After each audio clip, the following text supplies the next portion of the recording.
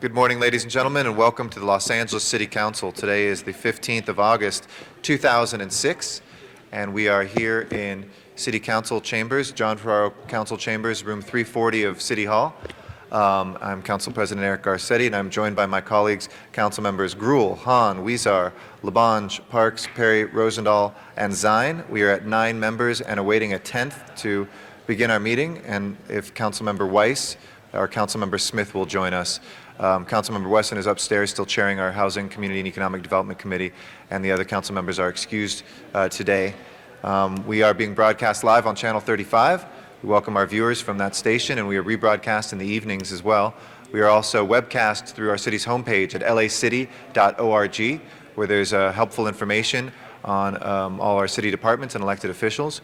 For those that are here in City Council, we invite public testimony for items of general public comment or for items that have been agendized for public comment as well. We also have council ambassadors in the back. We thank them for their good work. If anybody is here and has any questions about the proceedings of the council, they're here to assist you and to help you. We also have our chief legislative analyst to the side who can help get you in touch with your council member or the correct department for your concerns as well. If you live closer to Van Nuys City Hall, we have our first Friday of the month meeting there in the Van Nuys City Council chambers. But for the rest of the meetings, you can give public testimony via remote facility in the council chambers each day that we meet here in City Hall, and we're able to take that testimony. Vice versa, on the days we meet in Van Nuys, you're able to come to City Hall here and to testify, and we can hear you in Van Nuys as well. Again, I want to thank the council members that are here, Council Members Gruhl, Hahn, Huizar, Labange, Parks, Perry, Rosendahl, and Zine. We are just awaiting Councilmember Smith and Councilmember Weiss. As soon as they are here, we will have a quorum, either one of them, and we will begin the meeting. Thank you.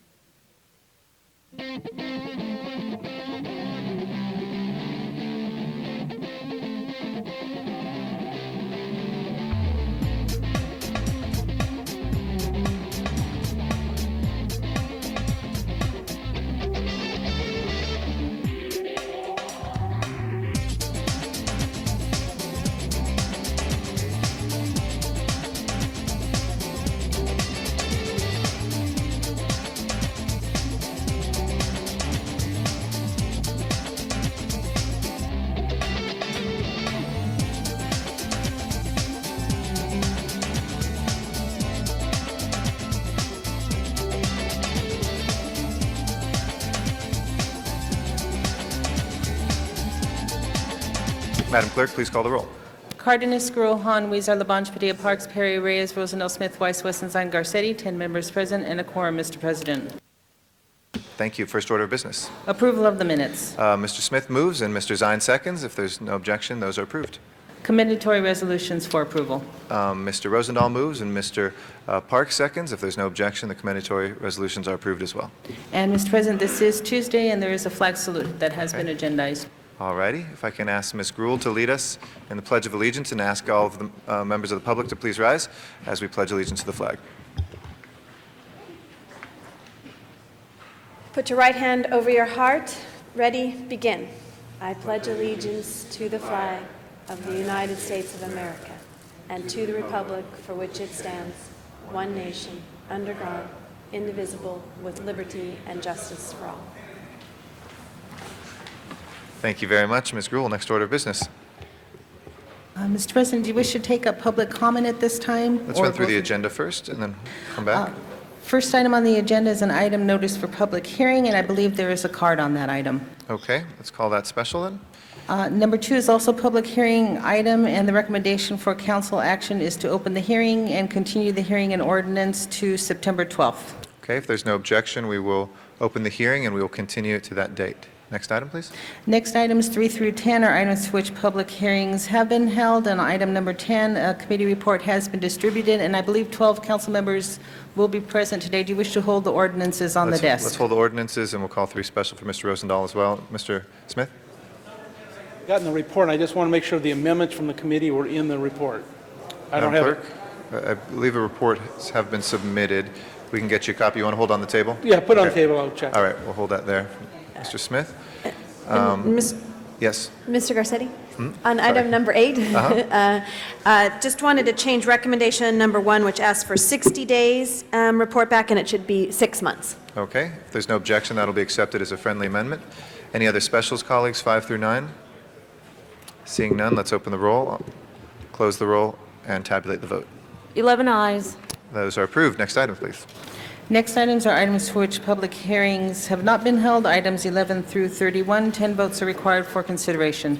Okay, we have cards on 21, 26, and 27. So we will call those special for cards from the public. Other specials, colleagues? Ms. Gruhl? 15. 15. Ms. Gruhl and Mr. Parks? 27, 28. 27, we have special already for cards, and 28 we will add for Mr. Parks. Any other specials, colleagues? If not, let's open and close the public hearings on those and prepare the roll on the ballots and tabulate the vote. 11 ayes. Those are approved. Next items, please. Next items on the supplemental agenda, items 32 through 35, also are items for which public hearings have not been held. 10 votes for consideration. Okay, we have item number 1, we have a card, so let's call that special. Mr. President, that was 32 through 35. I'm sorry, so we're not in the special meeting yet? No, Okay. not yet. 32 through 35. Any specials, colleagues? If not, let's open and close those public hearings again, and let's prepare the roll and tabulate the vote. 11 ayes. That is approved. What time is the special meeting for? I believe it is for 10:30, however, Okay, so- it is an ordinance, or there are ordinances, We'll hold that if you want to then. hold those for 12. Okay, let's return to public comment then, if we can. And Sharon Brewer, who is very patient in Van Nuys for the meeting on Friday, will be our first speaker. If we can go out to Van Nuys, please, and hear from her first. Ms. Brewer. Hi, Sharon Brewer.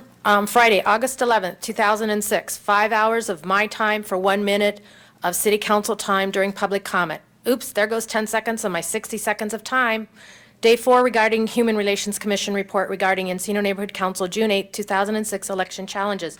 Denied challenges and certify election. First mailing sent out March 27th.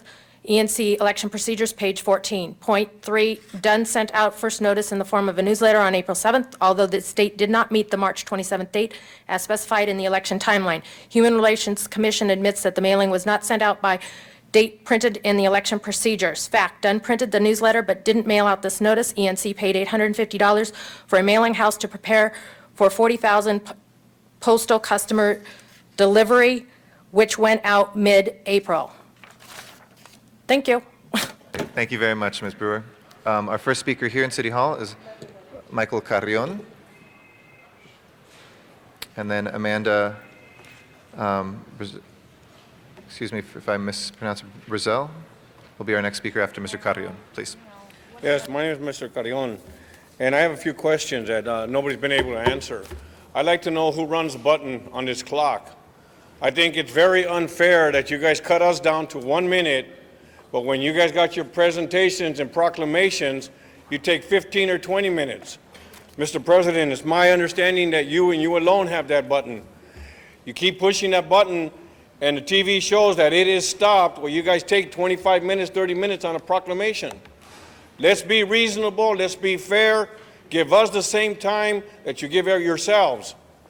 During the proclamation, all you're doing is patting yourselves on the back for doing what? Doing your job.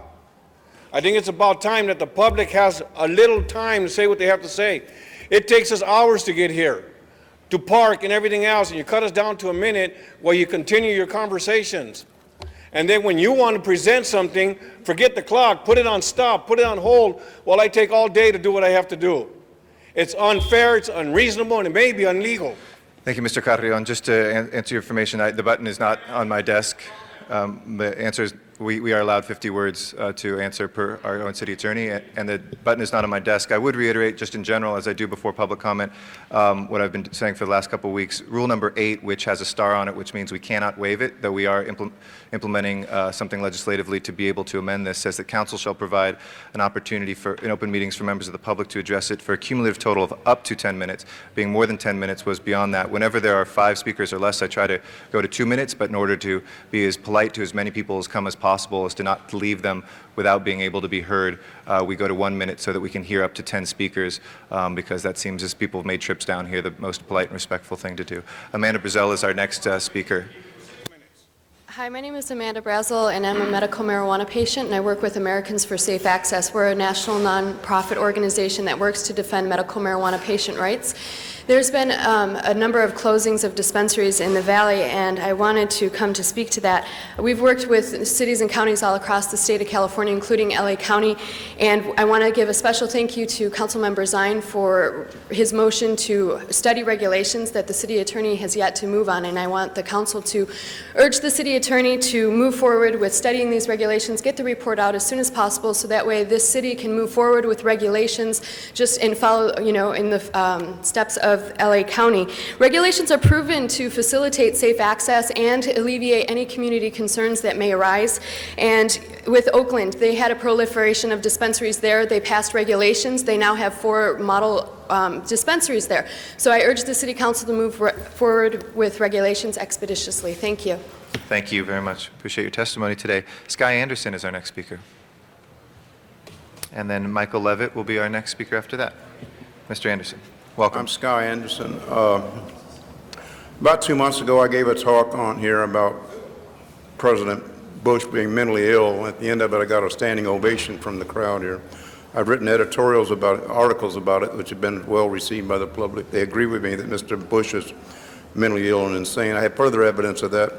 Mr. Bush has tormented Muslim people. Mr. Bush has imprisoned Muslim people. Mr. Bush has created the war in Iraq for his own satisfaction for power. As a consequence, 50,000 people have died, many of them Muslim.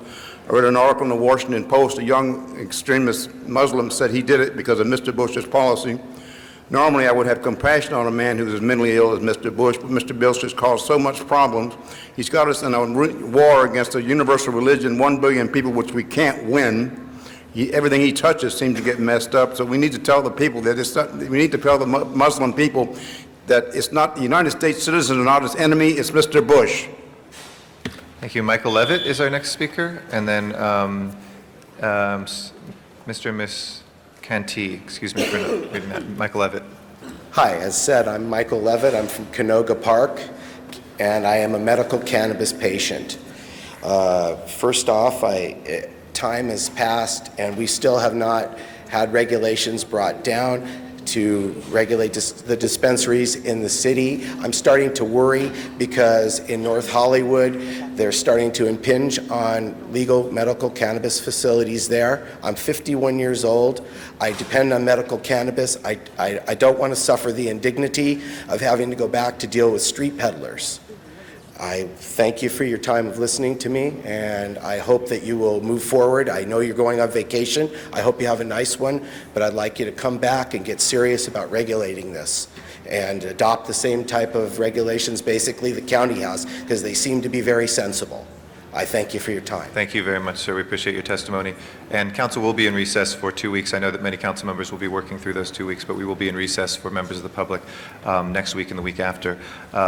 Is it Dege? Dege Kuti. Dege, excuse me. That's all right. Please. Yes, my name is Dege Kuti. I'm also a medical cannabis patient and advocate here in Los Angeles. As you've already heard, there's been some police activity, mostly focused in North Hollywood. We have some officers there that state that they question the legality of medical cannabis establishments. Like I said, I know you're getting ready to go on break. I would urge all of you to please speak with whomever you can, whether that's the senior leads in your district, and ask them to please hold off on any further unwarranted searches, especially the seizure of patient records. Patients are very upset to learn that police confiscated 200 patient records without a subpoena from that facility. So please ask the police to stand down right now in time for you to write good regulations, and I have the rest of my ask here in the form of a letter to the rest of the council. We can have the Sergeant at Arms take that and make sure that that gets passed around. One of the Sergeants at Arms. Thank you very much. Candido Maris is our next speaker. After that will be Sylvia Hawkins, and after that, Zuma Dog. Good morning, Mr. President, council members. What happened again yesterday? DWP blackout. I've come before you over and over again asking for audits, of purchasing. I've asked you over and again, why are we letting the finest gem, the finest utility in the country to continue to go spiraling downwards? We have 99.999% of the people that work at DWP that are fantastic human beings, hardworking, that want to do the best for us, and yet we continue to allow them to go in a downward spiral. I ask you that we audit purchasing. We are losing transformers, or we have outdated equipment, but until we have an audit of purchasing and we take a look at the cost, we can't ask the public, the ratepayers, to continue to take on the burden of the cost of improving our system here in the city. Thank you, Mr. President. Thank you, Mr. Morris. Sylvia Hawkins is our next speaker, and Zuma Dog. Good morning, Mr. Eric Cassetti and the council board. These are some of the reasons why United States of America must be bombed by United States of America Hawk War 8 military. These people are faking passports and are lying here in the United States of America. What country they have stolen their billions of dollars? There is a food shortage in all counties and cities of California. It was a flying fly that I tried to kill in my house that spoke and said, "I'm Silvo Seeds, working for Jesus, don't kill me. I'm warning you. Here comes a food shortage in all 50 states. These illegal people are running from Africa, stealing only food. We must bomb now in the United States of America, for they are not leaving, they are not paying their bills. They are not going to move. Therefore, we must bomb." Thank you very much. My name is Sylvia Hawkins. Thank you, Ms. Hawkins. Zuma Dog is our next speaker, and then our final speaker is Bruce Darien out in the valley. Mr. Dog? Yes, thank you, City Council. My name's Zuma Dog. I'm running for City Council in 07 and Mayor in 09, and I've been here 4 months. This is the 4-month anniversary of Zuma Dog, and a lot has changed. I came in here because something finally hit home me. City Hall did something against me. It finally hit home, and I had to come in here and start protesting, and I only cared about myself, and all these other people were just getting in the way of me talking. And after people did hear me speak, they started saying, "Hey, we got stories too," and they started telling me their stories, and we all started sharing information, and so now the people have spoken and they support Zuma Dog and the things we're doing here. I'd like to say that I know I've been kind of harsh with the tactics over the past 4 months to get attention, make people listen, and I've tried to push the line of the First Amendment, and I think we have a little thing here, a little compromise where we're going to be able to do business, and I appreciate that. I'd like to say I will be talking about, now that people are trusting me with their stories, I'm going to try to just evolve a little bit and bring attention to that. I respect that so much, and compromise is what I'll be talking about in the city from here on in. Thank you, Los Angeles. Thank you, Mr. Dog. Bruce Darien is our next speaker in Van Nuys, and our last speaker for public comment. Mr. Darien? Yes, good morning, City Council. I was here on Friday waiting to speak. I'm sorry I wasn't able to. I'd like to correct the Malibu Times in the calendar section. Malibu Pier belongs to Public Court Rules, which was a Friday ruling in U.S. District Court. It goes on to say back in 1999, when the restoration project was announced for the pier, Harper, who was the person who had registered a domain name, Harper had registered 4 Malibu Pier-related names with the Internet Domain Registrar. In 2003, Harper contacted this Pier State Pick concessionaire to suggest that the group join him in a marketing alliance through his webpage, MalibuPier.com. I'm the owner of MalibuPierScandal.com, which I've had since February of 1994. This is an inaccurate, false statement here in the Times. This gentleman had the domain name MalibuPier.com in July of 2004. Well, obviously we ran out of time. Thank you. Thank you, Mr. Darien. Thank you for your patience on Friday as well. That closes our general public comment. If we can, I've been asked to reconsider 29. If we can please look at that, 29. That was 10 cards as well. I'm sorry, that's all we had time. I can read your name into the record, sir, but I did not have your card, and we were past the 10 minutes, but we'll make sure we get you next time. If we can open the roll on number 29 for reconsideration, close the roll and tabulate the vote. 12 ayes. And let's call that special for Mr. Rosendahl. Mr. Zine? Yeah, Mr. President, I just wanted to comment on that question regarding the marijuana and the clinics and let the folks know that we're waiting for a report back from the city attorney's office. We expect to get that back after the break. so early September. They've been working on it. The legislation that we want to introduce here in the city of Los Angeles. It's taken a while to get it back, but we're sure it'll be back shortly after our break, which will be in September, and hope to proceed at that point. Just to acknowledge and let you folks know we appreciate your persistence, and we're working to come up with a remedy. Thank you. Thank you, Mr. President. Appreciate that short response. If we can go to the items called special, please. First item called special, Ms. I'm sorry, Mr. Parks, yeah? Could I ask that we have 27, 28 out of order? We have a large number of community people on one of these Sure, issues on the reward. if there's no motion. objection. And also, colleagues, if there's no objection, we will be sending everything forthwith since this is the last week of business before the break. 27 and 28 together, Mr. Parks, or did you want those separately? Yes. Could I have Ms. Tracy Whitlock come up and her family and Officer Guzman from 77th? Colleagues, item 27 today is a $75,000 reward for information leading to persons that are responsible for the death of Mr. Booker Whitlock. And this occurred on Thursday, July 13th at 9:30 p.m. Mr. Whitlock is a 63-year-old male who is a retired MTA employee. And also at the same time, a young 15-year-old was shot during that time and seriously injured at 2300 block of West 54th. Tracy, why don't you make your appeal now for the public's assistance? Yes, my name is Tracy Whitlock, and my family, friends, and I are here on behalf of my father, Booker Whitlock. Like Mr. Park said, that was murdered on July 13th. And we're just asking anyone that has any information on his murder to come forward. Unfortunately, it's been a month, and no one has come forward since then. So I also ask that, with any assistance when it comes to a reward or anything, that we may be able to provide or assist in bringing his murderer to justice.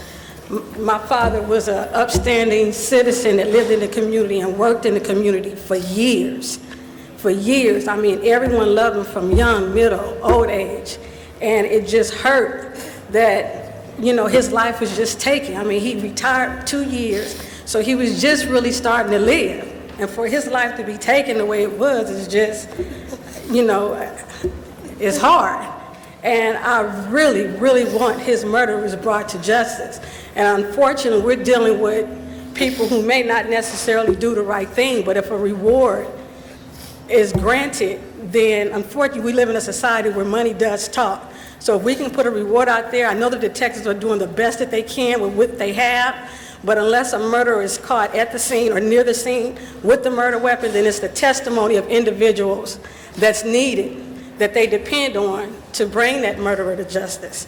So I urge you to really assist us in bringing my father's murderer to justice, because for him to work as hard as he did for years and to retire, that's the least that the family and friends can do, is support and hang in there and be strong to make sure that person responsible for his murder is brought to justice. Thank you. Thank you, Tracy. And let me ask Detective Guzman to come up. What's kind of strange about this whole circumstance is we have a 63-year-old male killed, a 15-year-old injured, but also item 28, which is another attempted homicide, is connected. And so if we could put 28 on, Detective Guzman can deal with both of those circumstances. Okay, we do have one public speaker card on 27 as well. Ms. Hawkins put in a card for that. So if you can go and give information on on the issue of the Whitlock homicide, those up together. And then let them know where to call. Yes, sir. Thank you, City Councilman Park. Thank you, City Council, for allowing me to address you. 2 days prior to the murder of Mr. Whitlock, there was an incident that happened in the area of 54th and Wilton. An off-duty Redondo Beach officer who happens to live in the community was approached and asked his gang affiliation. The suspect produced a gun and pointed it at the victim, and there was a exchange of gunfire between the off-duty Redondo Beach police officer and the suspect. During that incident, we have discovered that the casings are linked to the Booker Whitlock murder. That suspect was arrested recently, and we are still seeking other suspects involved in that incident. And we're asking the City Council to consider a reward for Mr. Whitlock, as well as the off-duty Redondo Beach police officer, Delvin Dellery. This reward is critical to our investigation, and it hopefully will entice members of the community to step forward and provide us with more leads to further our investigation. Thank you.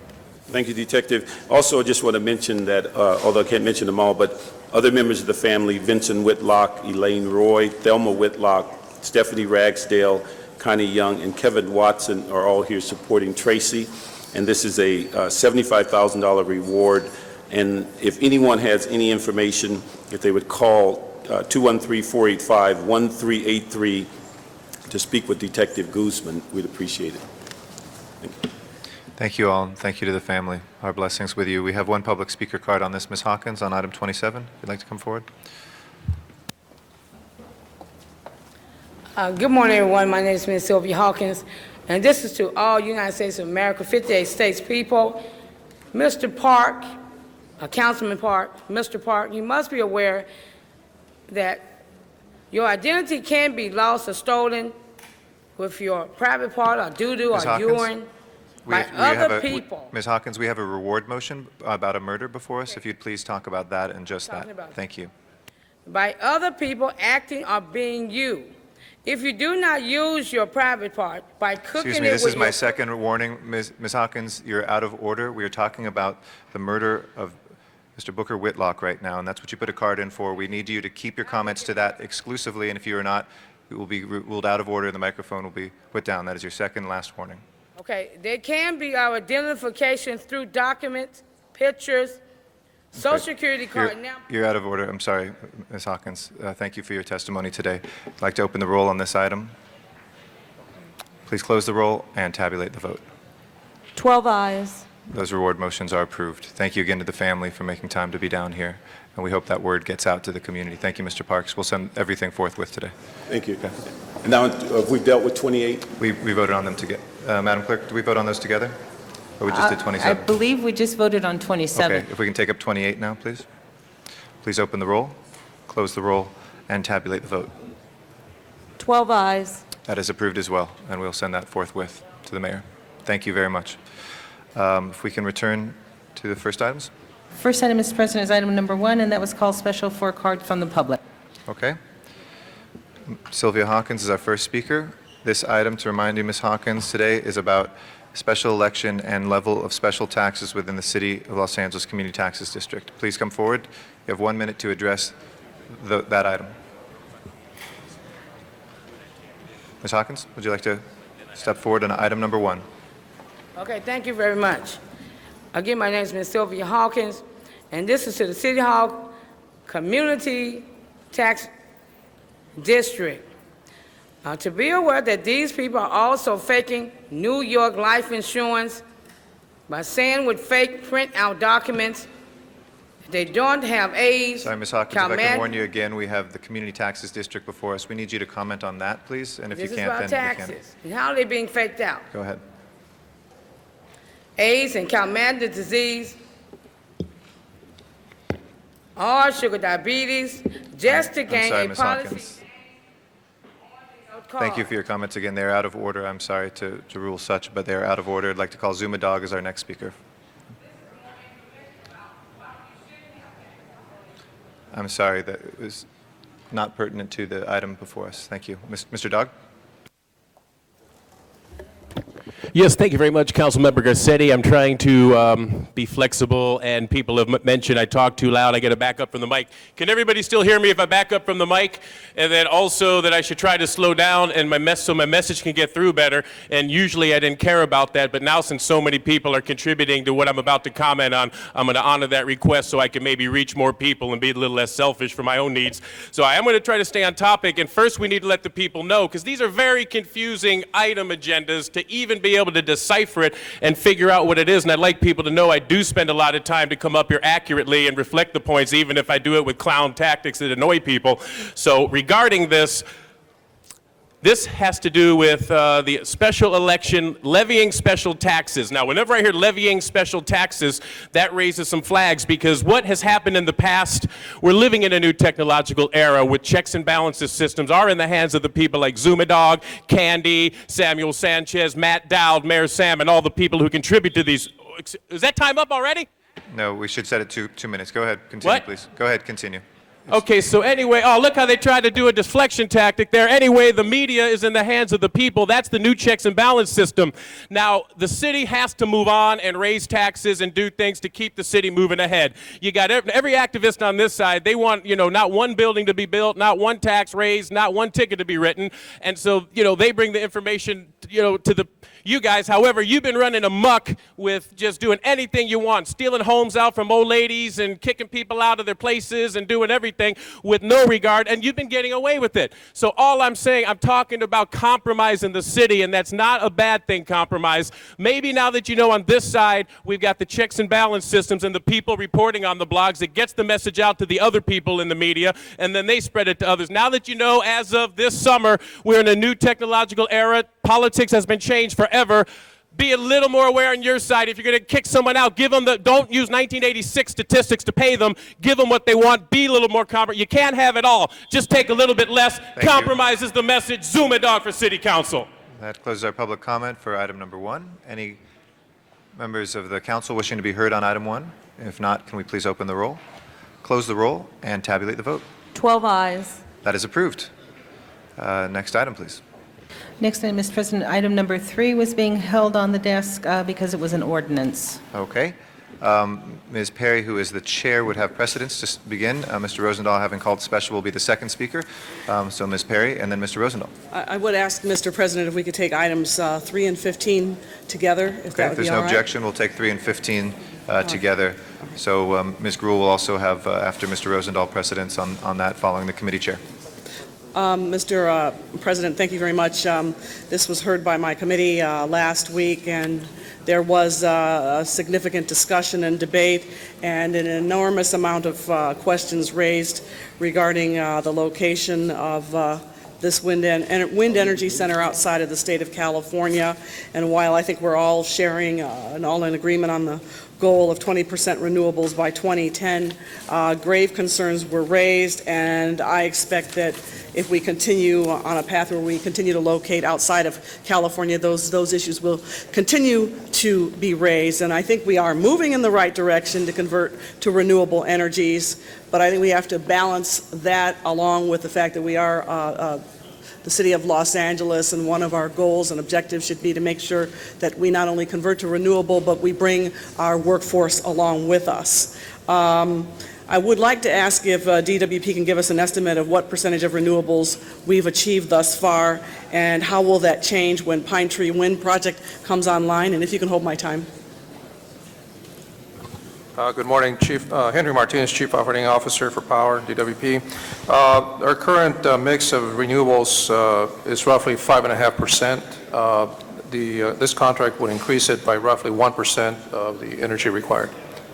And then when do we expect this Pine Tree Wind Project to begin? The contract basically stipulates that upon approval of the City Council, it will begin and it will run for 16 years. All right. Now, can you also tell me what future projects that are in the pipeline or coming online that would assist us in furthering our goal and achieving it of 20% renewable by 2010? We have several projects underway. The ones that are closest to realization are the Pine Tree Wind Project that will be built and owned and operated by the department. This is a 120 megawatt facility up in the Tehachapi Mountains. We also have other power purchase agreements that we plan to bring forward for consideration that involve wind energy as well as some biomass. We still have a 40 megawatt biomass plant that's being planned to be built here in the city, and we're still in discussions with the developer to do so. Aside from that, there are other projects that are under consideration, which include ownership positions in the future dealing with solar, central solar, additional wind, and other technologies such as geothermal. Okay, and of the portfolio of things that you just listed in the pipeline, do you have a rough percentage of how many of those projects are pending here in the state? In the state, we're probably going to have, in the next round of contracts and proposals, roughly, I would say somewhere in 20 to 25% of them will be in the state of California. Okay, thank you very much. Thank you. Our next speaker is Mr. Rosendahl, then Ms. Gruhl. Item number 3, there was a card pulled. I'd like to give that guy the opportunity from the IBEW. Would you like to speak. reopen the public hearing on that? We have a number of different cards on this? Yeah. For how long, Mr. Rosendahl? Just a couple of minutes. I think there's, how many cards you have? We have 4 cards. Yeah. How about 5 minutes altogether, real Okay. quick? Is there any objection to that, colleagues? If not, we'll set the timer at 5 minutes, so we'll ask folks to keep their comments to about 1 minute apiece. Frank Miramontes is our first speaker, and then Gus Corona, Rhonda Mills, and Candido Maras, in that order. Good morning. I'm here just as a Los Angeles citizen and a ratepayer, Department of Water and Power, and I'm here to speak in opposing the $200 million contract for a project out in Wyoming. That money can best be spent here in Los Angeles. This is Southern California. There's a lot of things, a lot of projects, trash to energy. This is sunny California. Could use a lot of solar things that could be done here. To invest $280 million, it's not even an investment, it's a borrow or a rent of wind power, which is fine for Wyoming, but that line that's out there goes directly to our coal fire plants. So in reality, we're getting coal fire energy here in LA. It does nothing for the environment here. I take my hats off to the people in Wyoming, but sending them $280 million to improve our thing is not a wise way of spending our money. Thank you, Mr. Miramontes. Gus Corona is our next speaker, and then Rhonda Mills will be after that. Welcome, Mr. Good Groh. morning. My name is Gus Corona, Assistant Business Manager, IBEW Local 18. At the last hearing, Stan Snyder from the City Attorney's Office questioned the legality of these green tickets. My understanding is that these tickets have been deemed illegal and illegal use of city funds by the city attorney. So the questions are these, that we would like the council to ask these questions of the city attorney. What is the intrinsic value of these tickets, and what is the renewable attribute? Basically, what it comes down to is if these tickets are legal, then we really don't have to generate power. All we have to do is buy these tickets in order to meet our renewable goal. Thank you. Thank you, Mr. Corona. Rhonda Mills is our next speaker, and then Candido Maras. Thank you, Mr. President. My name is Rhonda Mills. I'm Director of Special Projects at the Center for Energy Efficiency and Renewable Technologies. I first wanted to acknowledge Councilwoman Perry for her hard work and very good questions on this particular item. I'm here supporting this contract and urging you to do so because we feel that, well, first of all, let me back up. I'm not here alone. I am here standing alone today, but I turned in a letter to you from several environmental groups, including the Coalition for Clean Air, Global Green, Union for Concerned Scientists, Natural Resources Defense Council, and others. And we urge your vote on this because we feel like this is the right way for LA to begin integrating renewables into its portfolio. This is a perfect opportunity for us to kickstart the RPS because we are losing some coal power, and DWP has rightfully opted to replace the coal we'll lose next year with this wind power. Thank you very much. Thank you, Candido Maras. Thank you, Mr. President, council members. Here we are again, a DWP issue. All I'm asking of each and every one of you is to ask the tough questions. You're protecting the ratepayers of this great city and the great workers, the 99.999% of those who work here and love being part of this great city. So again, I hope we hear the tough questions. Thank you. Mr. Rosendahl, did you want to continue? Mr. Rosendahl, did you want to continue? No. Okay. Ms. Gruhl is our next speaker. Thank you, Mr. President, and thank you, Ms. Perry, for your opening comments and some of the challenges to DWP. We all are very supportive of the 2010 goal that we have, and we were presented, I know, with a document, colleagues, hopefully all of you saw this, was the RPS plan that we have here, and your staff highlighted those that were actually going to be operated by the Department of Water and Power. Just a few questions, and I'll ask my time to be held as well. What I know there's been questions about what percentage do we intend, and it's hard to kind of hear right now, what percentage do you intend to have operated and owned by the Department of Water and Power, and that percentage that we will purchase during this next period of time and to reach our 20% in 2010? Hold my time. First of all, as we mentioned in committee, we have basically a short-term plan to get to the 20% by 2010. We then initiate a plan to sustain the 20% beyond that. So the plan has been basically to have a combination of power purchase agreements to get us to where we need to be, and additionally buying or building the wind farm that we have in Tehachapi, the Pine Tree. From there, we'll be initiating an RFP this at the end of the summer to begin entertaining the additional purchases. That is where the department will actually own the facilities going forward. So on a long-term basis, the department's preference is to own, operate, and build these facilities to sustain the 20% for the long run. But for the short term, we need this combination of additional wind power or power purchase agreements to get there. So in the interim, the only one that we have right now in place to build and operate is Pine Tree.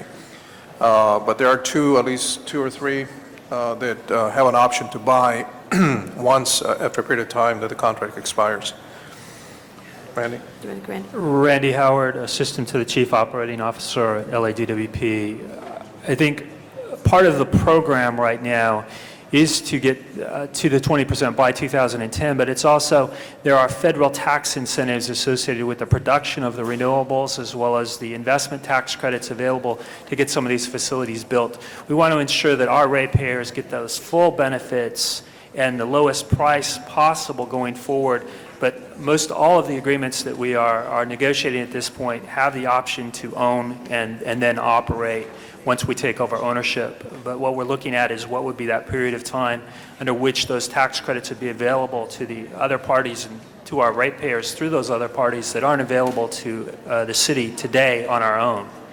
And that's where we're trying to just maximize that value to our ratepayers. And so there's no kind of percentage, I mean, right now that you can say, what is that? I mean, obviously the one that we're doing in Wyoming that is not one we will own and operate at a period of time. But I think, as I mentioned in committee, that, decades ago, the department was very smart in purchasing land, different things that put us in a position today where we have control over our energy and we have control over the ability, and hopefully in the future, to have it be renewable, where others are dependent upon other companies, and things can happen that we don't have control over that. And so I think I'm interested in, as we go forward, the kind of plan that allows us, again, to own and operate where it makes fiscal sense to do that and to see. I know one other question is the whole transmission lines sufficient to bring in some of this from other parts of the state? How are we as far as able to, are we going to have to construct some of those transmission lines, or new, if you just give an update and then hold my time. Yeah, within the plan that we shared with you and presented at the last committee meeting, there are 4 transmission lines that either are new or expanded, and we included these 4 transmission lines as being critical to be able to deliver the additional resources back to the city. The Pine Tree transmission line will be a brand new line that will be interconnected to the wind farm that will be brought on an existing line from the Owens Valley to the north of the city. We have the Tehachapi Wind Transmission Project, which in essence is an expansion of a line that's already there to import more wind and potential solar facilities, and maybe geothermal as well. They will also reinforce the lines north of the city come into LA. The Green Path project is a new line that we're looking at building to interconnect with the Imperial Irrigation District, where we have also purchased some land down in Imperial Valley for the purpose of building a one or more geothermal plants that would also need transmission for that to be built. The last project that we're looking at is to expand and increase the capacity of the Southern Transmission System, which is a DC line interconnecting the Intermountain Power Project to Adelanto. That increase in capacity will also afford us the opportunity to bring more renewable energy over those lines directly to the city. So those 4 lines at this point become critical in the overall scope of reaching the 20% and maintaining the 20% for the long run. And recently, the solar program, and we adopted, and there was a story last week about it being available again in the city of Los Angeles. And some of us are working on other incentives to have more solar power. What percentage do you see in our renewable portfolio standard is going to be solar? Well, right now, the total capacity of the solar installations that we have is roughly 10 megawatts, and we're anticipating we'll double that to about 20 megawatts. Substantially, it's a very small, very small percentage of the total renewable that we anticipate having, and it's a function of the number of units you installed throughout the city and how much they produce on a daily basis. But collectively speaking, the 20% is a large number. Randy, I don't think we calculated the percentage itself. The 20% that Mr. Martinez is discussing is really related to those right within the city boundaries that are primarily incentivized rooftops or built on city facilities. We are currently negotiating a much larger, what we call a concentrated solar facility, that would tie into the old and shut down Mojave generating station yard and bring the power back into the city of LA.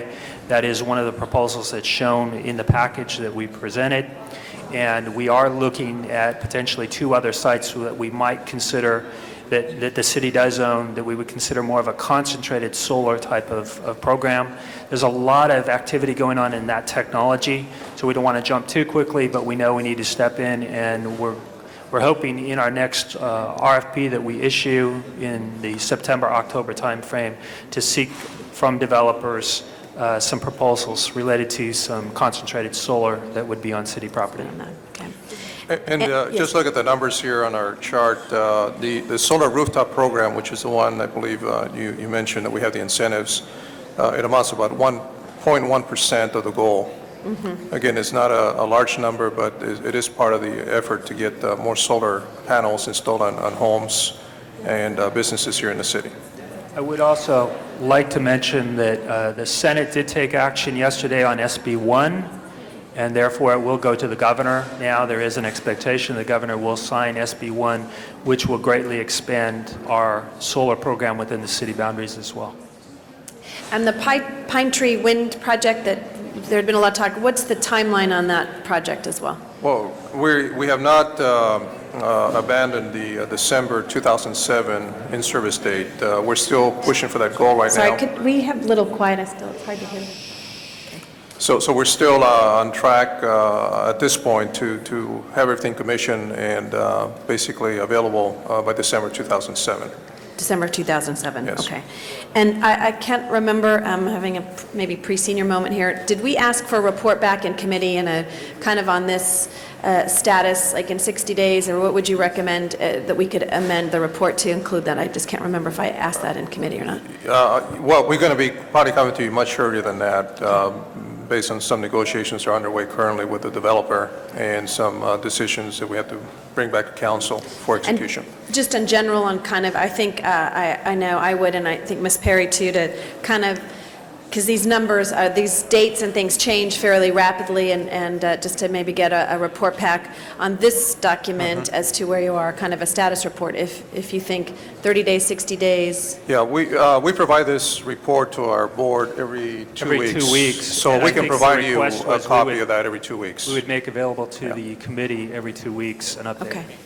I think that would be great. And then we can work with Ms. Perry and determine if there's a time to have a verbal report. But I think this information is very important and for us to monitor where it's going forward, because we are anxious to make sure that we meet that goal in 2010, which is just around the corner. So, and I think, again, that our interest, as Ms. Perry stated as well, which is looking at those, how we're going to relate how much is within the operation and ownership of DWP, how much we're purchasing, how much is in California versus other states.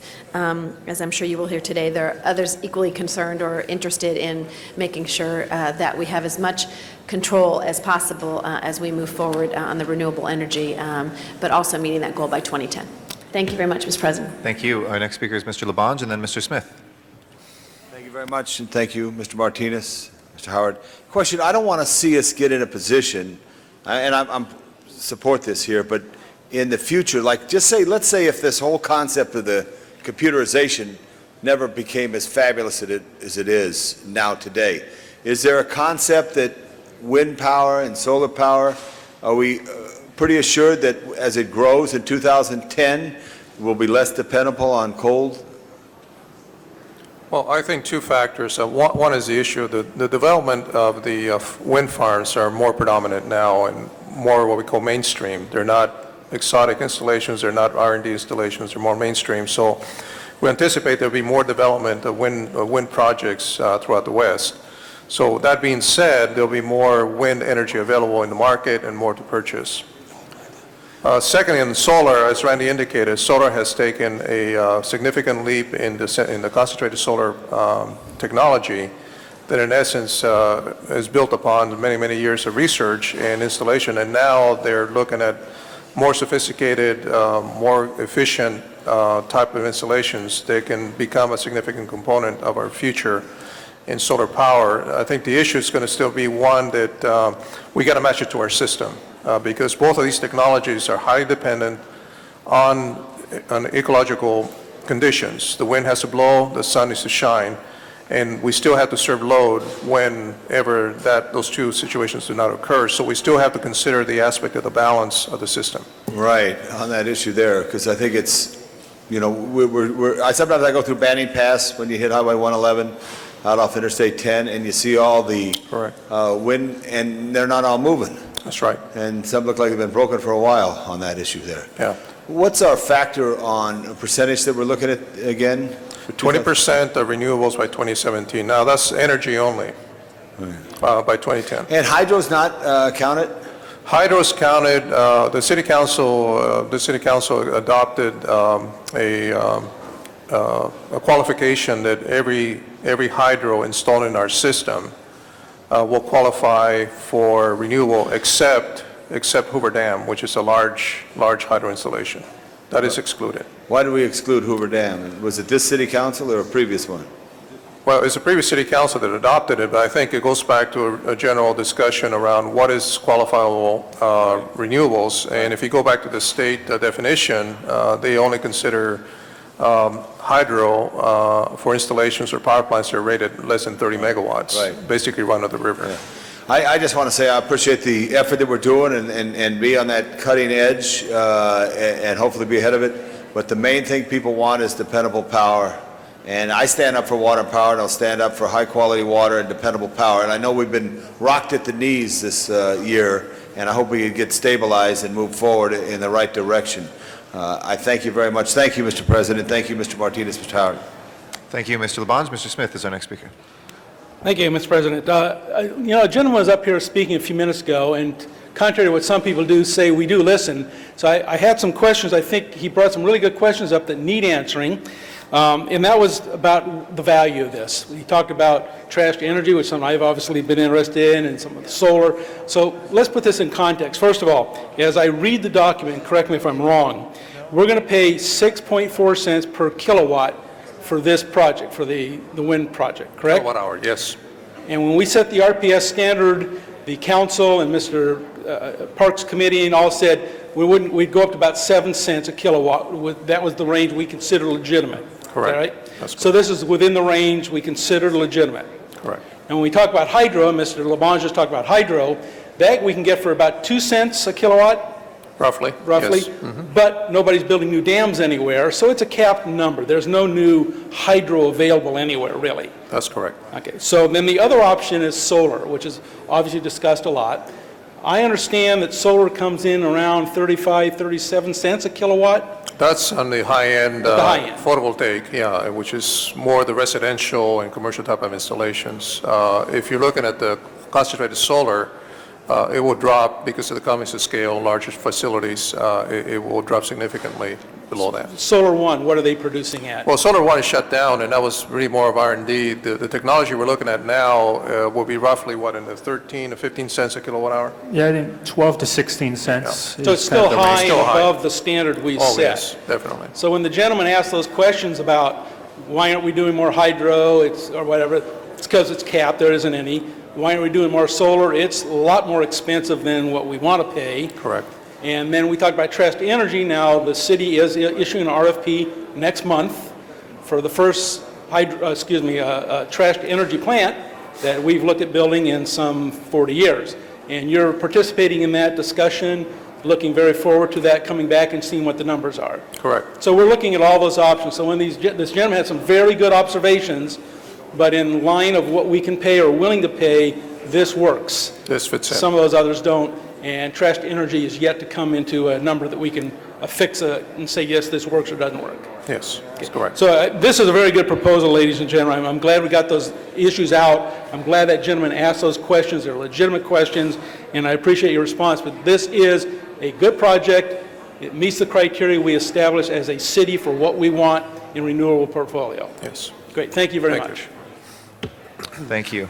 Anybody else wishing to be heard on this item? If not, we did have, one other public speaker card. Don Justin Jones, if you'd like to come forward. 1 minute, sir. Thank you very much, Mr. Garcetti, and good morning, members of the council. My name is Don Justin Jones Ilovato, and I'm the managing director of COPEC. For the last 17 years, we've been working in climate change and carbon mitigation. We are now presently under contract with the Department of Water and Power, so I'm here speaking as a private citizen. I'm concerned that there seems to be the view that the department and the City of Los Angeles is not doing enough in the area of climate change and global warming. I'm reminded that in 1990, the department and the City of Los Angeles first set the ambitious goal of a 20% reduction in CO2 emissions and greenhouse gas emission effects. That goal was supposed to be accomplished by the year 2010. I remember back in 1991, and that seemed to be so far off in the future, and climate change seemed to be such an unrelated topic to what the majority of us were doing at the time. But lo and behold, we're just 4 years short of that goal. And what I want to do is to commend the department for once again being in a leadership position in the continuum of change.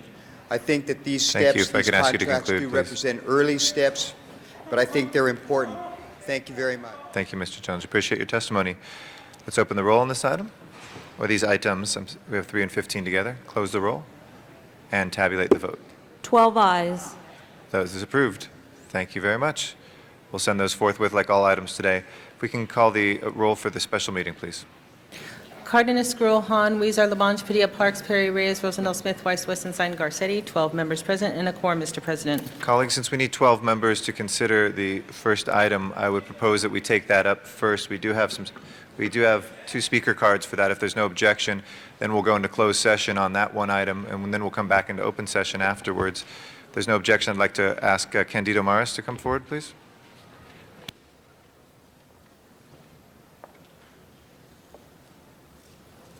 Thank you, Mr. President, council members. This is an item that has to deal with equal pay for equal work. I was here when you guys renewed the contract with DWP workers, the good, working hard, decent workers, and I was here to support that. As I look at this and what they're asking for, they're not even asking for the same amount or so equal to what DWP. They're asking that you treat them fairly and decently. So I hope that in your discussions that you'll take a look at that.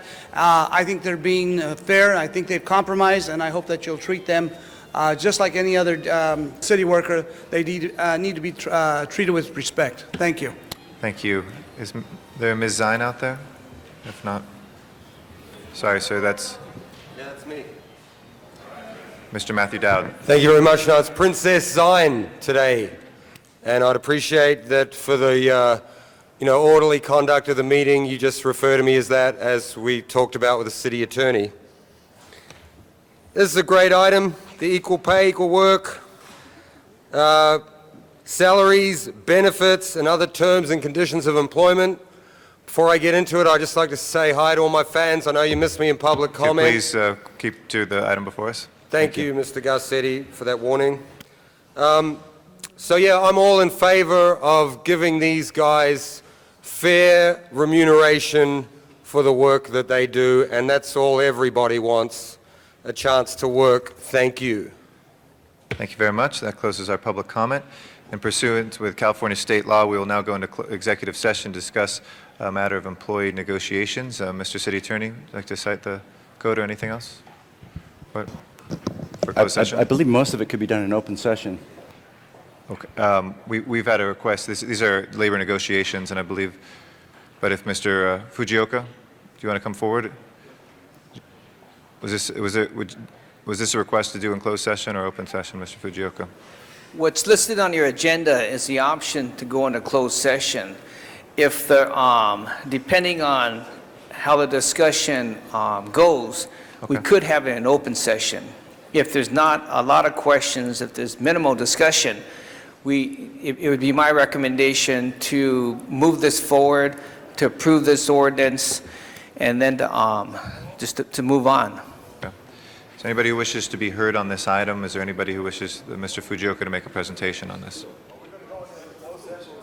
Right now, it's an open session unless there's items before us that are necessary for closed session.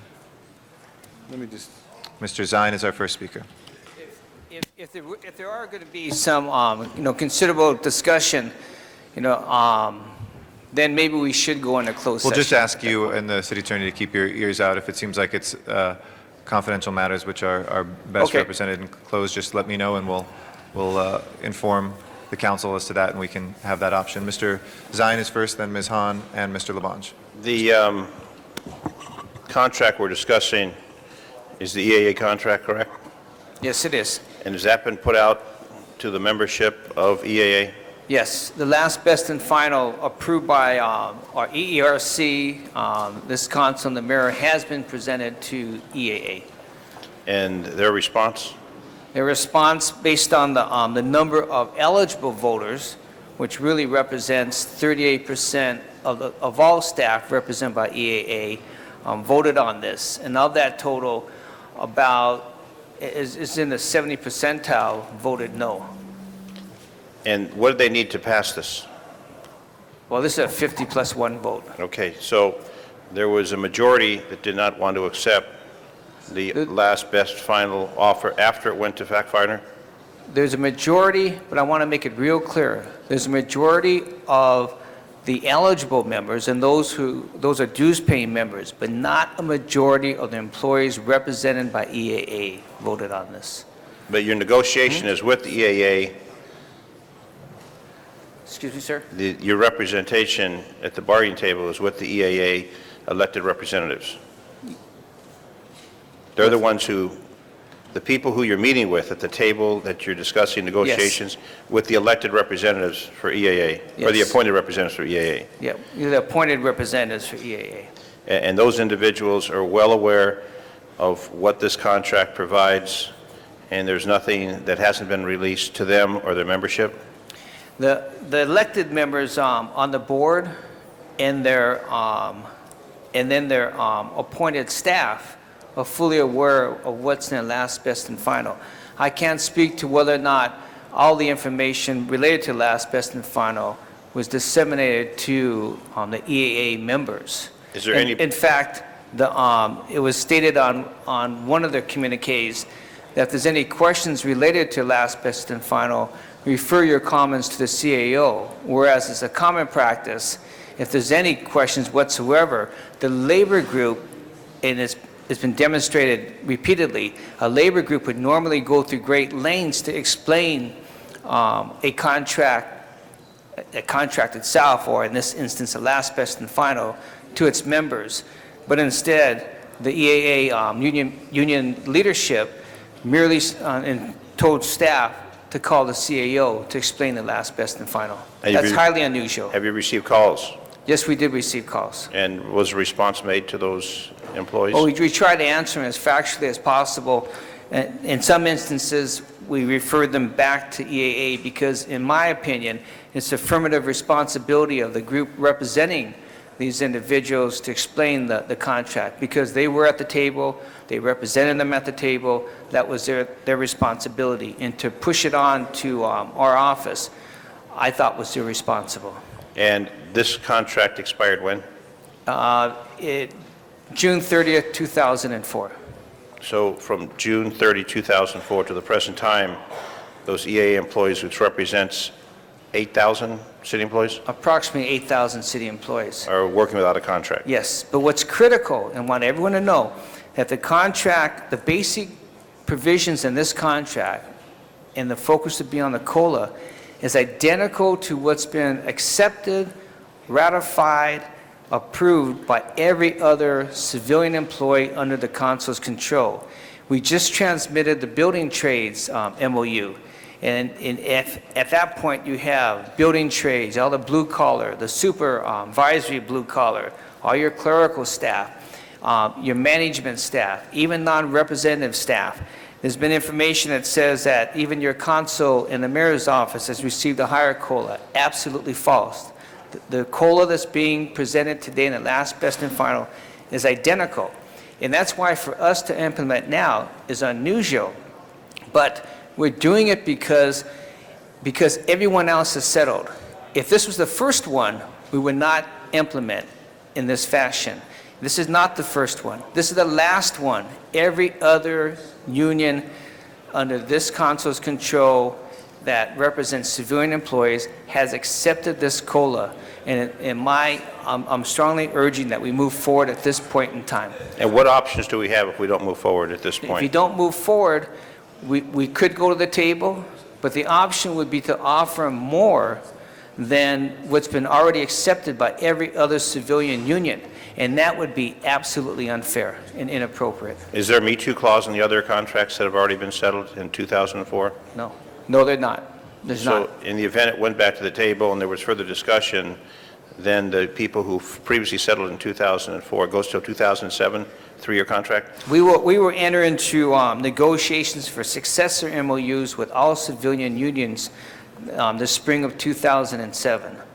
So if there is a concern to do anything, we should do in the context of a new negotiations for successor MOUs. At this point in time, what is fair, and this is, when I mean fair, I mean across the full board for all classifications, is for everyone to receive the same cost of living increase. And I know that the EAA's concern, or they voiced their issue with a previous contract from another bargaining unit which received a more substantial. And is that their ultimate goal, to strive to receive? Yes, that is their ultimate goal. And I know everyone's concerned about what could happen next week. You need to know, and I won't get into a lot of detail, but we have taken the necessary precautions, but I want to make it absolutely clear that management recognizes an employee's right to peacefully demonstrate. Whereas I also want to make it clear, because this is something that bothers me considerably, that we have documented proof where EAA union management is threatening employees if they don't participate in the strike. We're investigating complaints where employees are being threatened from everything from fines to suspensions to monetary damages to discharge, lack of promotional opportunities, personnel complaints. That is absolutely inappropriate. So what options are available to us other than approving and moving this forward? What options The are option available? is to approve it, to move it forward today, to implement this MOU, or not to approve it. If And you do not approve it, then we would, that's absolutely an option. And if we don't approve it, then you go back to the table to further negotiate. Excuse me, sir? Go ahead. You want to read the note? No. This Okay. is the point what we do want to state is that the employees have a right to demonstrate or strike to the extent it's legal. And there are some concerns that it may cross that particular line. But you said the option not to approve it, the option not, we have as an administrative body, and that's this council, the mayor, your CAO, we've gone through every single step in this process. This is not the beginning. This is the end of the process, because we went through negotiations that were very short. We went through fact-finding that went over a year and a half. The fact finder ruled in our favor, in the city's favor, on every substantive issue, every single one. We turned around and offered to negotiate the fact finder's report. That was refused. As a consequence, we put together a last, best, and final, and that's it. It's just what it is, a last, best, and final, and So presented it to this group. So it's at the end of the road. You mentioned strike. Is there anything in the members that, if they decide to do that, public safety or any jeopardy to the people of Los Angeles in the event there is a strike? And is there a contingency plan that we have in place to protect the city and the people of Los Angeles? And Mr. Zine, we'll ask you to push your button again. That's my last There's question. Okay. Our principal focus will be, there are several items, areas we're focusing on. One is to ensure services continue, to the people we serve. Two is to protect both our employees and the public that we serve, again, the public that we serve. And so we do have contingency plans in place. We will ensure that we respect every employee's right to legally strike or to strike within the legal parameters. But we also will ensure that our facilities, our programs, our services, everything will be maintained in a very safe and safe manner. Thank you. I'd like to call on Ms. Hahn, followed by Mr. Labange and Mr. Parks. And if I could ask the speakers in the back to please stop. I'm going to let Mr. Parks. Mr. Igard, if you could ask the speakers in the back to please leave the room so we can hear. Thank you. Ms. Parks. Thank you, Madam Chair. Bill, one thing I think may not be clear is if you give us the timeline of this contract in the sense of when it will expire and what time it covers. The contract expired Hold my time, please. June 30th of 2004. We started negotiations with EAA somewhere about April of 2004. After about 9 sessions, and after considering their 65 initial proposals, EAA declared impasse, and this is about late June, early July. Highly unusual to declare impasse after a very short time. But I will remind you, back in 2001, the same inappropriate tactic was used. The ERB, the Employee Relations Board, sent EAA back to the table saying, you didn't negotiate enough. After about another 8 sessions, they then again declared impasse. At that point, the ERB sent this matter to a fact finder. The fact finder, after months and months and hundreds of, not hundreds, but a ton of administrative hearings where testimony was given and evidence was presented, ruled back in, was it May? It was May of this past year, 2006. And again, on all the significant issues, the fact finder ruled in favor of the city. Meanwhile, let me put it in context. We started negotiations essentially with all your civilian units back in 2004. By June of 2004, we had a tentative agreement with Local 347 that was finalized in July of 2004.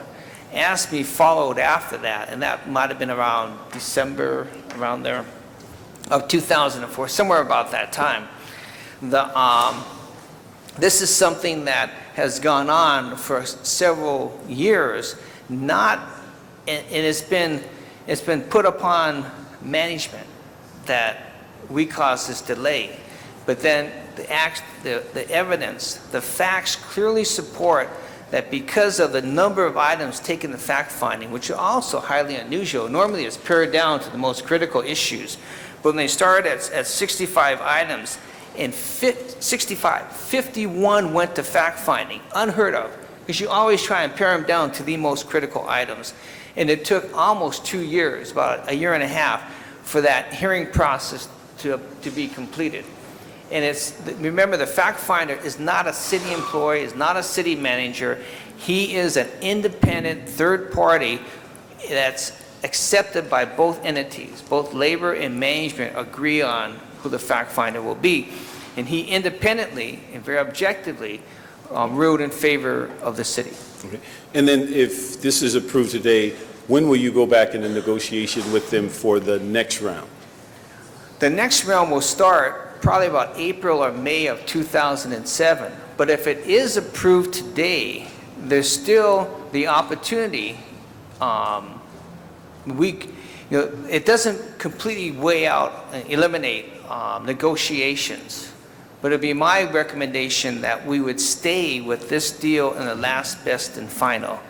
And that we now focus on, once this is done, on negotiating a successor MOU with all the civilian unions starting in either April or May of 2007. Okay. It is time to finish this contract. I can't tell you the number of employees who have talked to us to say they would like to go forward.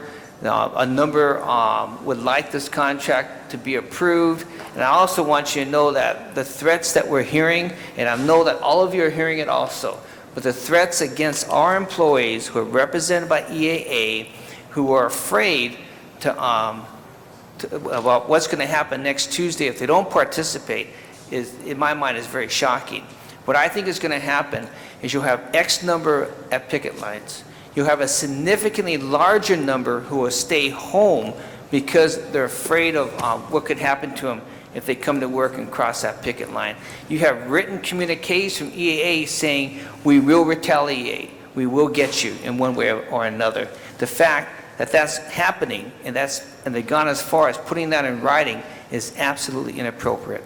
Okay. And so with this circle that we're going through, the next round of negotiations starts about March, either April or May of 2007. Okay. And when will those contracts expire?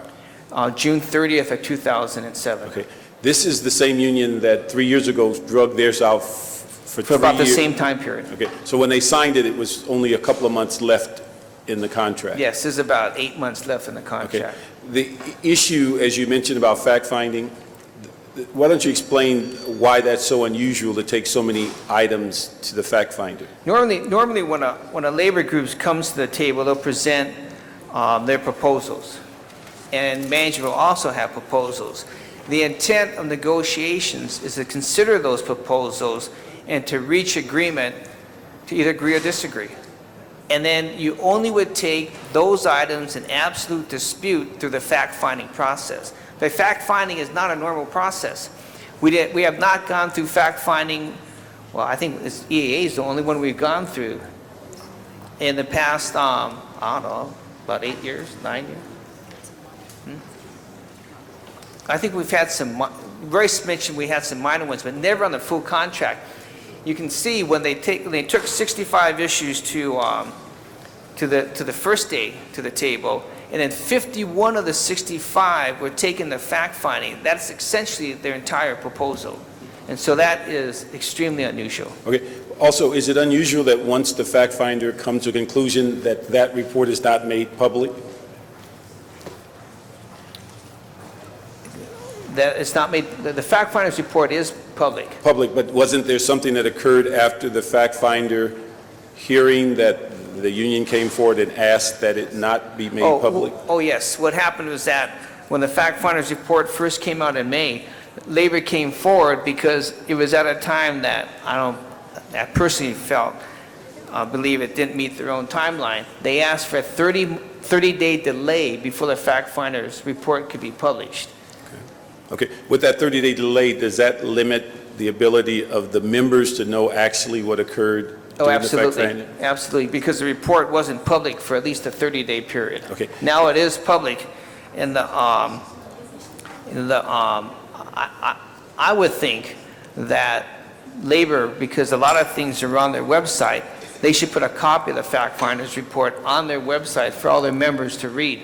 That would be the fair thing to do. Okay. But what occurred, if I remember correctly, when that did not go public, you ended up putting out a notice because of misinformation that went out about the contract. Yes, well, we put out some information because the EAA Labor Management has stated that we're hiding money in the reserve, we've transferred money inappropriately from the reserve to the retirement fund, and both were absolutely untrue. You know, the statement about money in the reserve, they took a report and they read one line, but on the same page of that report that I provided, and I provided a copy to each one of you, and we made it, as a consequence, we made a public document. It clearly shows that we didn't have an excess of $400 million in our reserve. We had, in fact, 158 in the reserve. And the money transferred to the retirement system was our normal annual contribution to the retirement system on behalf of all employees. It's our mandatory charter contribution to the retirement system. The other important point, Bill, you mentioned earlier about the percentage of the vote and the clarity of it was membership only, and what is the percentage of membership in the union? What's real clear is that the EAA represents about 8,000 employees. However, during the ratification process, only the dues-paying members were allowed to vote. And of the 8,000, 38% of that group paid dues. So only 38% of the 8,000 actually were sent ballots to vote on this contract. I hesitated because I know of at least several who told me they were dues-paying members who never received a vote. And so the process requires them to send the ballots to dues-paying members. There's also something that's highly unusual. Normally, you have ballots that are numbered, that are put in confidential envelopes, and then are counted by independent third parties. In this instance, they were postcards that were not numbered, that were sent to the union management and were counted by the union management, not an independent third party. That there are EAA members who have said that they feel that the vote is highly suspect. That is not my words, that's the words that they've mentioned to our office. Okay. Colleagues, having followed this through the EERC process, I'd just like to say that, number one, we have to realize this contract is for 2004. And it appears from my perspective that as it's gone through this process, that there's been trying to use the leverage of this contract for the next round, when in fact the next round doesn't start until 2007. And so when we go back and remember what we approved for other civilian contracts, it's more than equitable, it's more than fair. What I have been concerned about from the beginning is the lack of real information given to the members by the office holders so that they would fully be aware of the fact finder information, what the true percentages are, what the issues that were on the table that were rejected as relates to what was perceived to be very good positions by the city that other unions received but were not accepted by this union. So I would hope that as we go through this, we realize that, number one, we're not going to be able to match IBEW in this round in the sense of going backwards, or we're not going to be able to eliminate the zero that was given to every civilian union in 2004 as they've requested. But I believe that after people get a chance to see what truly is in this particular contract, the bulk of the EAA people will find that it is an equitable contract, and many of them will wonder why they've had to wait 3 years to get access to their well-deserved raises. And so I would hope as we go through this that we realize that we're dealing with 3 years lead time and that we're not trying to negotiate next round of contracts into this year. Can I add a little more context? If everyone remembers, when we started negotiating contracts for the current term back in 2004, this is a time when the state was taking money from the city of Los Angeles. At minimum, it was about $45 million. There was a proposal to put Prop 1A on the ballot. We didn't know if that proposition was going to pass. The proposition speaks to provide some limitations on how the state can take money from local jurisdictions like our city of Los Angeles. But at the time, we had no idea what the state was going to do. The state was facing a huge deficit. They were talking about borrowing significant money to close their deficit. And so when we negotiated at zero the first year, is because we were facing some considerable uncertainties regarding our financial future. The other thing I want to put in context, in our financial status reports, we repeatedly have told you that we're closely tracking our utility users tax, and with that, the money we get from the cell phone users. That particular tax is in serious jeopardy right now, given what's happened by the Secretary, what the Secretary of Treasury recently did related to federal excise tax. He eliminated the federal excise tax for long-distance carriers. He's in the process of recommending the elimination for even local carriers. Our UUT ordinance, Utility Users Tax Ordinance, for telephone and cell phones is based on the federal excise tax structure that's currently in place at the federal level. If that goes, then it would completely jeopardize our telephone tax. We currently collect $220 million through this telephone tax. That is in serious jeopardy. We're working through our legislative lobbyists to address that. Another bill is pending in Senate that puts a moratorium on cell phone tax for 3 years. We're also addressing that right now. And so we clearly are not, we still have serious concerns, but yet we want to honor this contract. We want to give the same contract as given to other employees. I want to make one thing real clear, that the ordinance before you today does not, in effect, create a contract. What it does is establishes the terms and conditions of employment. So I want to make that real clear for the record. But other questions? Ms. Hahn, followed by Mr. Labange, and then Mr. Zine.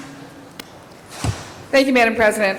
Well, thank you, Councilman Parks, for sort of laying this all out, and thank you for this. This is something that I think, we've all been struggling with a little bit. I know I have.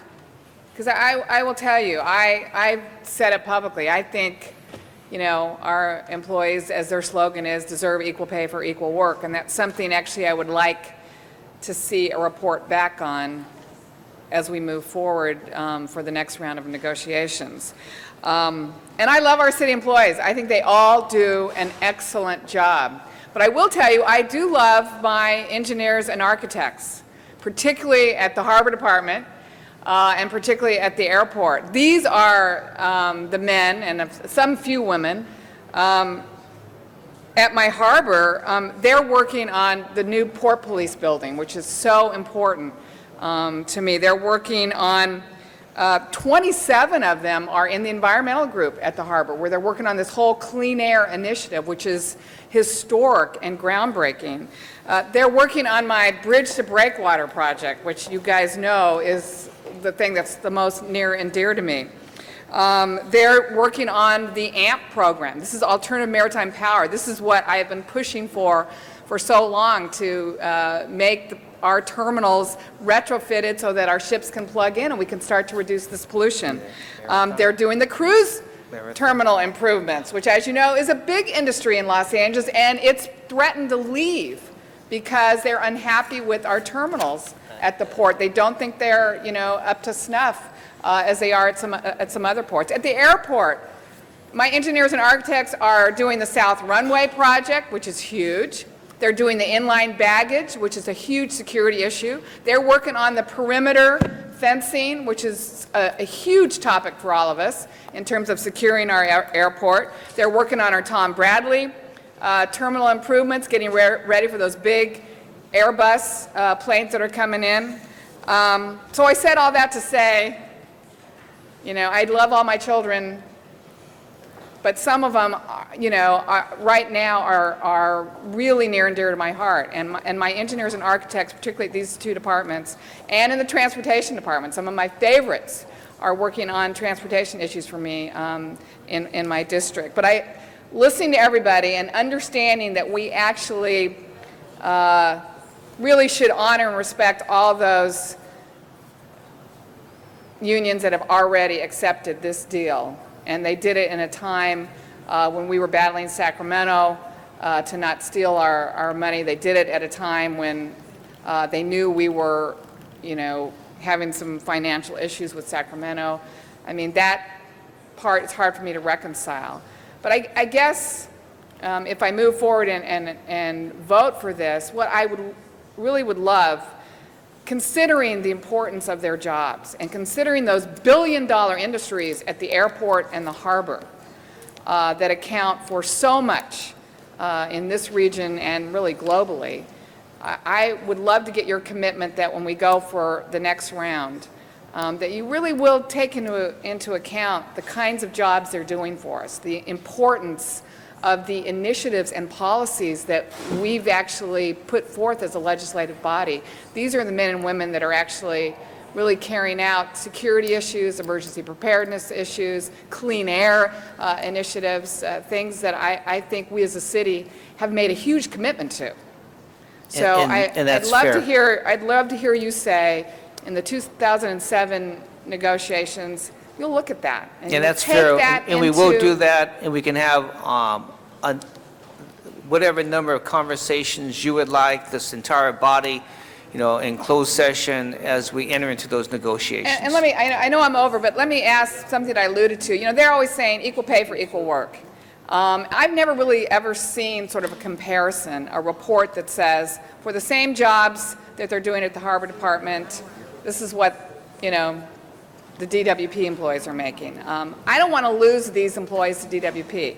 I think that would really hurt some of the initiatives and policies that we've embraced at the airport and the Harbor Department. So I'd like to see that comparison report. We'd be happy to share that with your staff. On all and- these jobs, what does that mean when they're saying equal pay for equal work? Are Understand. there others in the city that are doing those same jobs and are getting a different pay scale? I'd like to see that, and I've never seen that. We'll be happy to share that Okay. with you.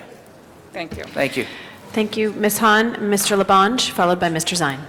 Thank you very much, Ms. Hahn. I thank you. I just wanted to say what you recited about at the port and at the airport is times 44 throughout all the departments. So I appreciate the work of these individuals. That map that's right in front of you, Mr. CAO, was done this morning by someone from EA who helps us do our job.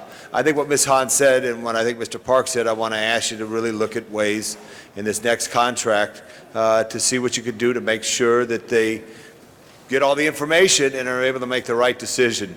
I went from City Hall to Water and Power once, and I know there's a difference, and I know there's a giant difference in a lot of people's mind, but we're here to serve the people, whatever our role is.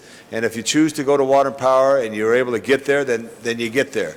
But the fact is, right now, the job that's before us is the job for the people of Los Angeles, and it's an extremely important job. And Ms. Hahn, you mentioned all those people at DOT who do a great job in all the special events. I don't want to see a strike. I don't want to see disruption. I don't want to see conflict between employees because I don't want to see the bad feeling that's sometimes left from this. This is a prolonged situation that has unfortunately gone a long time. And if we move forward, then we could get back to the table next year and try to lay things out, make sure there's certain classes. I would hope like that map maker class doesn't have the same class over at Water and Power. For his employee development, I hope we could create a class that would have that ability for that map maker to transfer to Water and Power if there's such a job and if he qualifies for it, he or she qualifies for it. But I think that's what your job is, Mr. CEO. And the job that you do is to try to create that opportunity for all the city employees to have opportunities to work hard, work for the public, but also be compensated at whatever the negotiated compensation is. So unfortunately, it's been a very long time, and I just wanted to stand to ask you once it comes back, hopefully earlier than April, maybe ask us if you need some help in starting earlier, because we shouldn't go all these years for whatever reason, for the employees. It takes their mind off serving the public. Madam President, I thank you for the opportunity, and the CIO, thank you. Thank you, Mr. Labange. Mr. Zine. We mentioned the negotiations. We've mentioned the 2 years from 2004 till the present time, but we haven't mentioned what the contract financially, we talk about the first year 0. Can you go into some detail as far as what these folks are being offered? And I understand that we've got very dedicated employees. If you look at their compensation package, the same job with Water and Power, the other employees are miles behind. We need to correct that. I don't think it's going to be corrected in this particular go-around with this contract, but clearly the spread is too large, and it creates this unhappiness with many city employees to say, I'm doing the same job, someone at Water and Power making much more than me. That needs to be corrected. We've discussed that many times, Bill. But if you can go into the numbers that we're talking about and some of the benefits of this particular contract for the employees.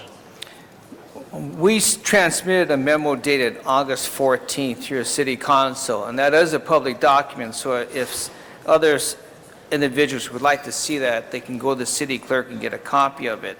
But it speaks to a 2% COLA effective July 1st, 2005, another 2% COLA effective July 1st, 2006, and then a 2.25% COLA effective January 1st, 2007. What's noted is that that equals a 4.25% increase during this fiscal year. There's also special salary adjustments that are listed on page 2. What's important that even at airports, the superintendent of operations at first pay grade has a 10% special. There's not unusual for us to have specials in a contract that addresses a compensation or a recruitment and retention issue. We have bonuses in there for workers' comp analysts, environmental specialists, environmental supervisory staff, the shift superintendent at the wastewater treatment facilities, and then forensic print specialists. We have an increase for the on-call pay and standby pay that almost doubles it. There's the cost for this, to put it in context, for the full implementation of all 6 MOUs is $41 million on a go-forward basis. The cost for this fiscal year alone is $27 million. We have these funds in the adopted budget. Staff, there's a question of whether or not these individuals would get the retro checks. That is absolutely part of what's being proposed today. The other issue that's been, I think that's important, is that what we're trying to do is that these individuals, and a number of you have talked to me about this, have been without these COLA increases that all the other civilian employees received. We're working very closely with our payroll operations to make sure that the first salary increase can happen by the September 13th payday. That's predicated upon having the action taken today and then having the ordinance. We would like it to go forthwith, please, but then having the ordinance published in a timely manner. But we are working on that. This is something that, $27 million is not a small amount. And then we talk about equal work and equal pay. We presented information that clearly shows, if you look at our salary structure as compared to other municipalities, whether it's a county down the street or Orange County or even cities within the basin, our salaries on average are higher than salaries for other municipalities throughout this region. And so the city has a history of paying their folks and offering folks a very fair and equitable pay for the work they do. You mentioned salaries, $41 million total package, $41 million? Yes, for the whole 3 years. What about the medical subsidy or anything in that arena? The medical subsidy will or any remain other the same. The medical subsidy and health subsidy remain the same. The retirement subsidy remains the same. I just mentioned, I pulled out one salary adjustment. There's about 11 special salary adjustments, but the other benefits remain the same.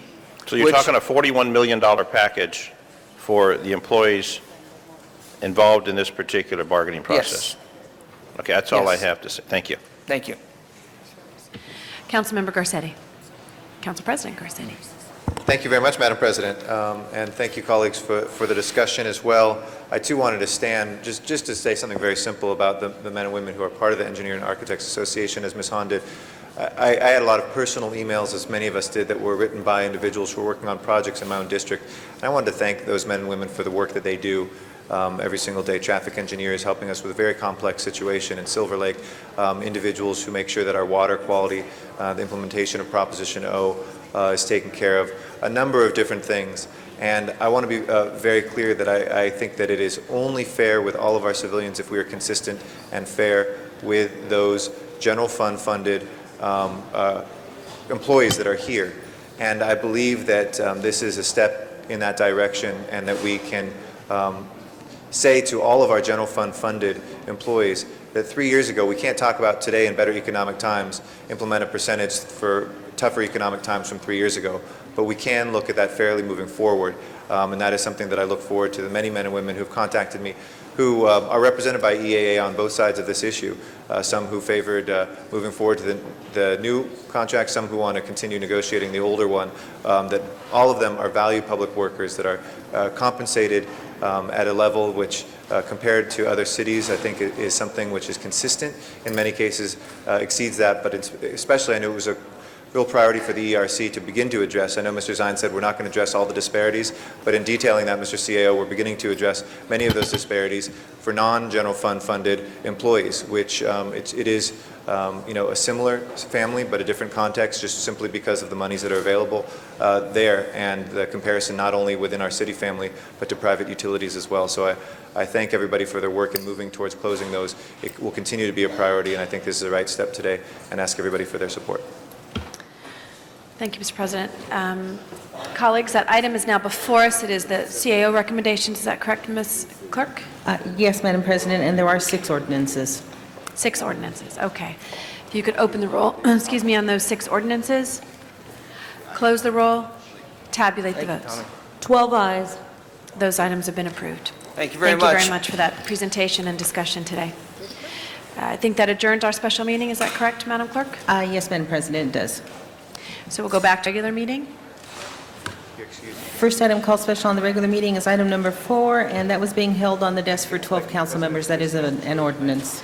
Okay, if you could, Madam Clerk, open the roll on item number 4, close the roll, tabulate the votes. 12 ayes. That item's been approved. Next item? Next item is item number 10, and that was called special by Councilmember Smith. Yes, Mr. Smith, this is item number 10. You're okay with that, that item? I know Mr. Rosendahl had wanted 10 and 29 together. Do you want to still speak on that, Mr. Rosendahl?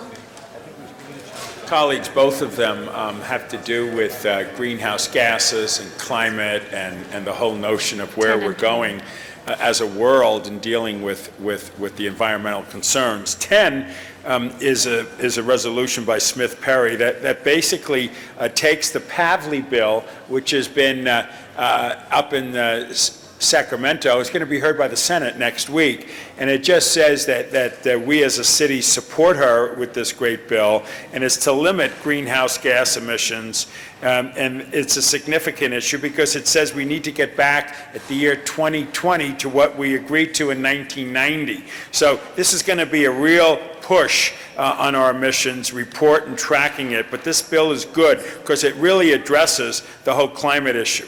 And then when you look at the other one that we just put together, which is 29 that Eric and I signed, we're just acknowledging what the Clinton Foundation and Climate Change Initiative package is. Our mayor signed on to it, and we applaud Antonio Villaraigosa for doing that. And we will continue here at the council level to come up with particular ways in which we can deal with global warming. So obviously on both 10 and 29 shows our city's commitment to deal with our incredible issues of climate and the whole notion of where we're going with our emissions. So obviously, I'm in favor of both of them. Thank you.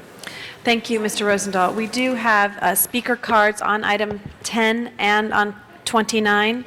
I'd like to, on item 10, call up Zuma Dog. Yes.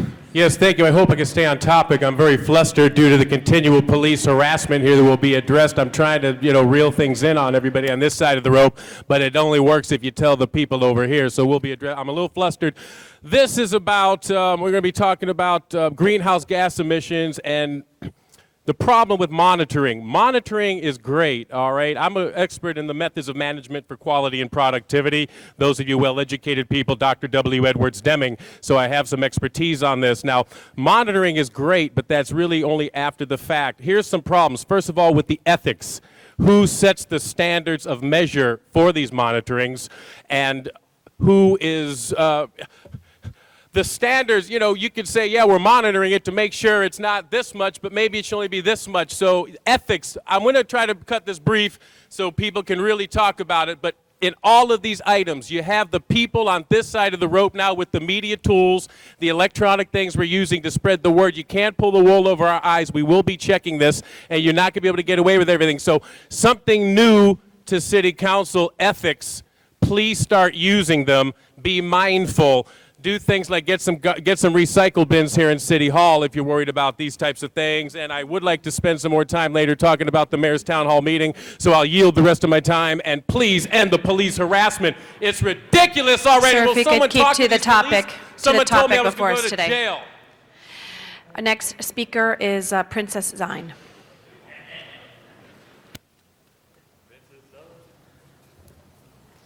Thank you very much. It's great to be back on. Princess Zine is my name today. Thank you, Mr. City Attorney, for that nice little piece of information. I was minding my own business, literally, down at Venice Beach, and I am talking about climate change here. This is leading somewhere. I was minding my own business. My vehicle was parked, and I would take my bike down to set up my table and run my business, and then I'd go home. For the last 4 months, I've been driving a gross polluter down to City Hall because nobody listens to us in our district. Our councilman, Bill Rosendahl, he doesn't want to do anything. He really doesn't. His deputy, Mark Antonio Grant, never has an answer for us. And this is a big issue for me, this climate change. I just released a video last night on YouTube, one of my songs that also features nice environmental footage of Venice Beach, pelicans feeding in the surf, but then you see all the trash that's along the beach. So the environment is important. It's a big issue. Greenhouse gas emission, just look at the 10 freeway, the 405. There needs to be some kind of major initiative that forces people out of these big SUVs and onto scooters, have a lane on the freeway. I mean, that is radical, but honestly, it's got out of control. People are using vehicles that are way too big for what they really need. So go to youtube.com, you look up Matt Dowd, you'll see my environmental videos. I'm big on it. That's the second one I've put out now. I've got another one from Malibu. Thank you very much for entertaining my comment. I'll be back in 2 and 2, The Outlaws, Matt Dowd Show. Mr. Hunt. 2 minutes. Good morning, City Council. You guys can vote yes on this one. Just go out and get some coffee, and when you come back, it's okay. That's what happens all the time anyway. But anything that Clinton's got a signature on is a good thing. Thank you. Our last speaker, Zuma Dog.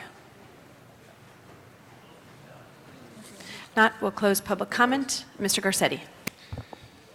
Thank you very much, Madam President. This is a great day for the environment today here on the council colleagues. I want to thank Mr. Rosendahl, I want to thank Mr. Smith for both of these motions. The LA Times endorsed Fran Pavley's bill this weekend, which was a great thing. We were one of the first cities anywhere in the world. Councilwoman Galanter and others at the time looked for us to make sure we started registering our impact on the environment. And there are really good organizations that actually do this. The California Climate Registry, there's now a climate exchange through Chicago that acts as a way of actually buying and trading through the free market pollution credits and ways of using dollars to actually clean up our air, not just here, but throughout the world. And of course, there's the Kyoto Protocol, which our national government hasn't implemented, but that we adopted some years ago, actually, I think it was 3 years ago, Councilman Glanter and I did that as we've joined with cities throughout this country saying, even if our federal government won't do it, we're not powerless to do that. And as we look at moving forward, the piece that Mr. Rosendahl introduced today, a majority of human beings live in cities for the first time in human history. It's the first time that 50% plus a few live in cities, which means that cities, while we have 50% of the population plus a little bit, we consume actually 75% of the resources. And so Mr. Smith knows this with trash. We all know this with energy. We should be having an economy of scale in a city, and actually we waste more in our cities. But Angelenos should know that their government is doing better than we are as private citizens. We have the largest clean fuel and alternative fuel fleet vehicles system in the country right now, from our trash trucks to the trucks that our council members drive to the technical trucks that we use. You have everything from hydrogen to electricity, hybrids. We have a policy that we have to buy at least a hybrid unless there's some reason we cannot find a hybrid vehicle for whatever our new purchases are. We looked at the port, and Janice Hahn and her leadership, we went to China actually and did the first deal on cold ironing, which will plug ships in at the port, where about a third of our pollutants that are in the air come from. As we look at the steps that California has taken, we've always had naysayers. We've had car companies saying we can't do unleaded gas, and we know that that has caused many of us, when we grew up and had those stage 2 and 3 smog alerts in the city of Los Angeles, at least we've been able to reduce that significantly. But we still have the worst air in the country, and we know that reducing our global emissions is something that we have to do for the entire world. It was said earlier that some of the energy technology that we're putting forward for green energy won't come to Los Angeles because there's brown electrons mixed in that. They are one and the same of the same system. When we improve our air, we do that for Wyoming. Wyoming does that for us. And it's part of the same system that a higher and higher percentage of our overall power will be gotten from green sources as well. So this will be very important for the AB 32 as we move towards that 20% goal by 2010. And then lastly, I think as we look at what we can all do, we can take individual actions as well. It isn't just enough for government to say we're going to hit the goal and we go after industry, we go after other people. We all have to take those actions of reducing what we actually consume here. Angelenos can do that. If we had more carpooling, people taking public transit, reducing the trips that you take, that begins to get us to a place where we can actually have some hope of turning back the tide on what is now acknowledged to be as the beginning of not just the beginning, but a very unfortunate turn towards global warming throughout the world. So I want to thank my colleagues, thank Mr. Rosendahl and the rest of this council for being extremely green council. It's rare that we had all three of these things kind of lining up together today. But knowing that this is in the discussion nationally, it's great to see Fran Pavley's leadership at the state level, and I do hope that we can get the governor's signature on that this year too. Thank you. Thank you, Mr. Garcetti and Mr. Rosendahl, Mr. Smith. We now have those two items, item 10 and 29 before us. Madam Clerk, open the roll, close the roll, tabulate the votes. 12 ayes. Those items have been approved. Next item. Item number 21, call special for cards from the public. Yes, I'd like to call Joyce Dillard.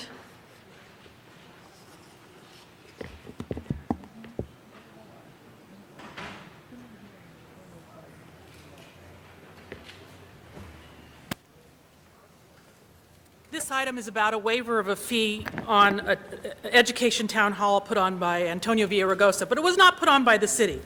It was put on by the Mayor's Committee for Government Excellence and Accountability. Here's Form 460. They raised $1,075,000 to do this. This was not a city event.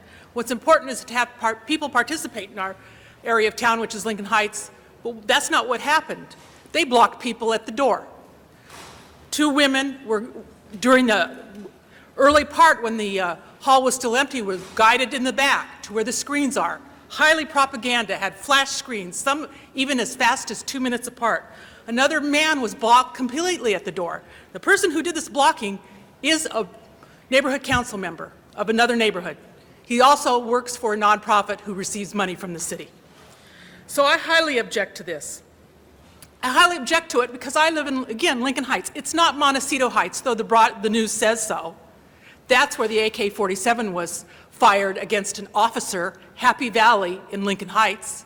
Last night, I stood from my home and watched the fire engines, 6 or more police cars, a couple of ambulances, the helicopter above, finally 2 news helicopters, news crews, 2 homicides, 1 child of 13.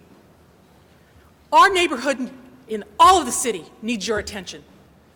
You don't need to cop out on this. You don't need to sell your soul for $500 or billions of dollars in the education arena. You need to get involved on the end of the neighborhoods. The city's responsibility is to make our neighborhoods safe. You have failed that by supporting AB 1381. You failed it if you pass this. This is a serious issue for us. Thank you. Next speaker, Princess Zine, followed by Mr. Hunt.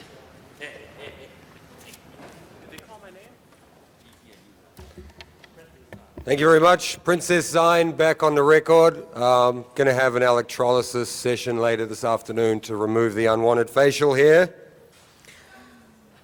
This is, let me just find this item if you could bear with me. I thought I had some notes. It's not about ethics, no. It's not about November ballot initiatives. Which one are we? 21. Sorry, Madam President, let me just... Oh, no, wait, that's the mayor, no, that's LA Times.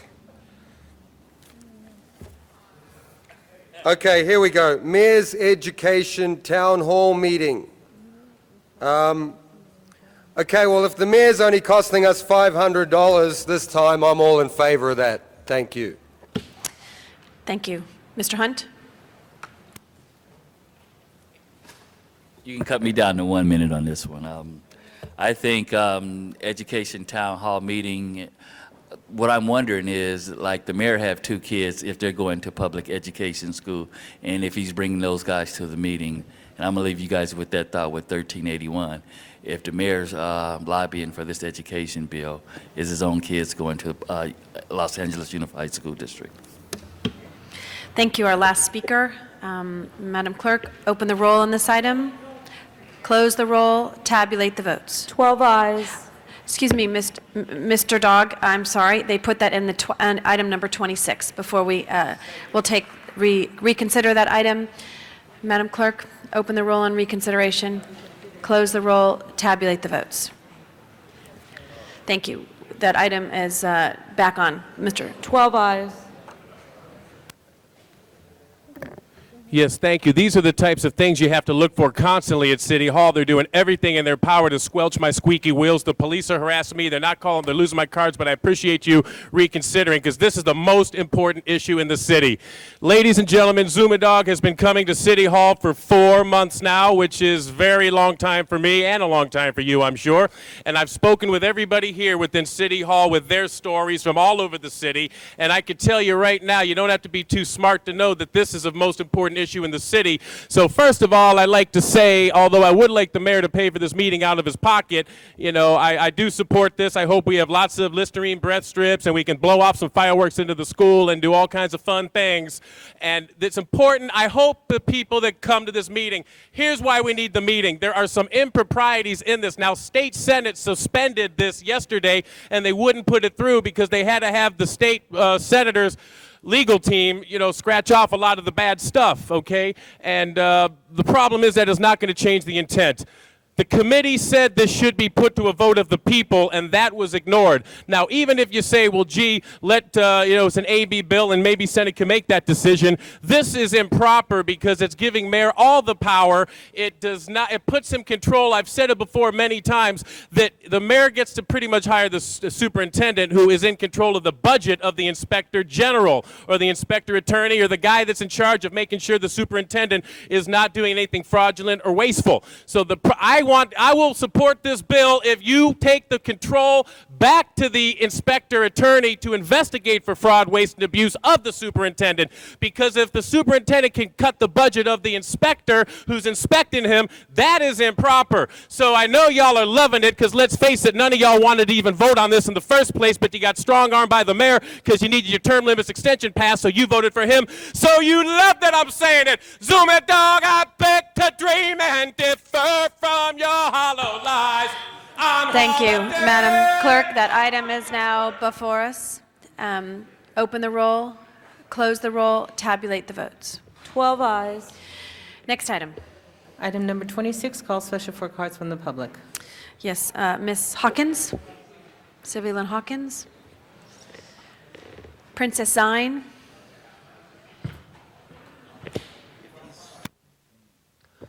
I love my new name. I think I might change it by deed poll even. I love that.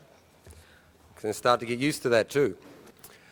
Anyway, back to a serious topic now. This one, this is a big issue because we're getting a lot of unsolved crime in the city, and I believe it's because the people who are now 30 and 40 years of age in the city, they were the kids who were 5 and 10 years old in the 70s, and they're probably traumatized by seeing some of the LAPD brutality that probably went down 20 or 30 years ago that's well documented. That's why they're rebels. That's why they're all in gangs. That's why they don't want to cooperate.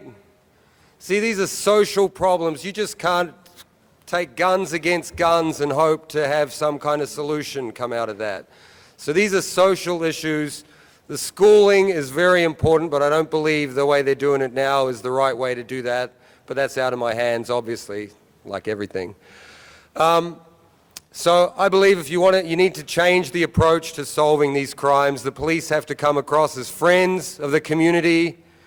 Lately, whenever I approach them, they take an attitude. They're suspicious of everybody, and obviously they've got a right to, given what happened in the weekend, people getting shot at in police cars, and you know. But I think it's endemic. It's not going to end, and it's a travesty. But I think it stems back to a lot of the abuse of power, and you still see it right here. The police think they own the streets. I've had a police officer come up to me and said, I want to know who you are, because this is my street, and I want to know everybody who's on it. And that was Sepulveda. I'm like, boy, that's your street? It's a big street. Thank you. I will remind the speakers that this is about a reward for a killing. Mr. Hunt. Good morning, City Council. The reward for a death, I too agree with that. I don't know how much money's involved here, but I think it should be $100,000. And I also think that our police department should pay more attention to what they're doing as well, because if we didn't have police arresting people for feeding the birds, we might can solve crimes in LA. I just want to leave you with that thought. And like everybody can go to youtube.com deep South 81 and see if we start spending our money in the correct area that we wouldn't have so many crimes. Thank you, Michael Hunt. That closes public comment. I'd like to acknowledge Ms. Perry. Thank you very much, Madam Chair. I called this item special because I wanted to ask for the community's help in bringing justice to the unlawful and horrible murder of two young men, Jorge Manuel Valenzuela and Alfonso Miguel, and the attempted murder of Ricardo Cepeda, Jorge Herrera, and Irvin Cabrera that took place on West 60th Street on August 8, and this took place in 2004. All 5 men were struck by gunfire. 3 survived, and to this day, detectives have been unable to identify the suspect who was responsible for these murders. I'd like to put this message out on the airwaves because I'd like to see the person or persons responsible for these atrocities held accountable, because they continue to pose a threat to the safety of our community. If you have any information regarding this shooting, please call the 24-hour toll-free number at the Detective Information Desk, and it is 1-877-LAWFUL. That's 1-877-529-3855. And anonymous calls are welcomed and will be respected. Thank you, Ms. Perry. I hope that will work. Madam Clerk, open the roll on this item, close the roll, tabulate the votes. 12 ayes. That item's been approved. Madam Clerk, next item. Council has motions for posting and referral. Those will be posted and referred. There are excuses on the desk. Councilmember Smith will request to be excused Friday, October 27th for personal business that meets council policy. He will be excused. Councilmember Labange requests to be excused Tuesday, September 26th to arrive at 11:30 for city business, Tuesday, September 19th, and Friday, September 15th to leave at 12:30. Those are all for city business, and they all meet council policy. Mr. Labange will be excused. Councilmember Hahn requests to be excused Wednesday, November 15th to leave at noon for city business that meets council policy. Ms. Hahn will be excused. Councilmember Weiss requests to be excused Wednesday, September 15th to leave at 11 a.m. for city business that meets council policy. He will be excused. Councilmember Padilla requests to be excused Tuesday, September 26th, to arrive at 11:30 for city business that meets council policy. He will be excused. And that clears the desk, Madam President. Thank you, Madam Clerk. Do we have announcements today? Announcements. Adjourning motions. We do have adjourning motions. We'd ask everyone to please rise.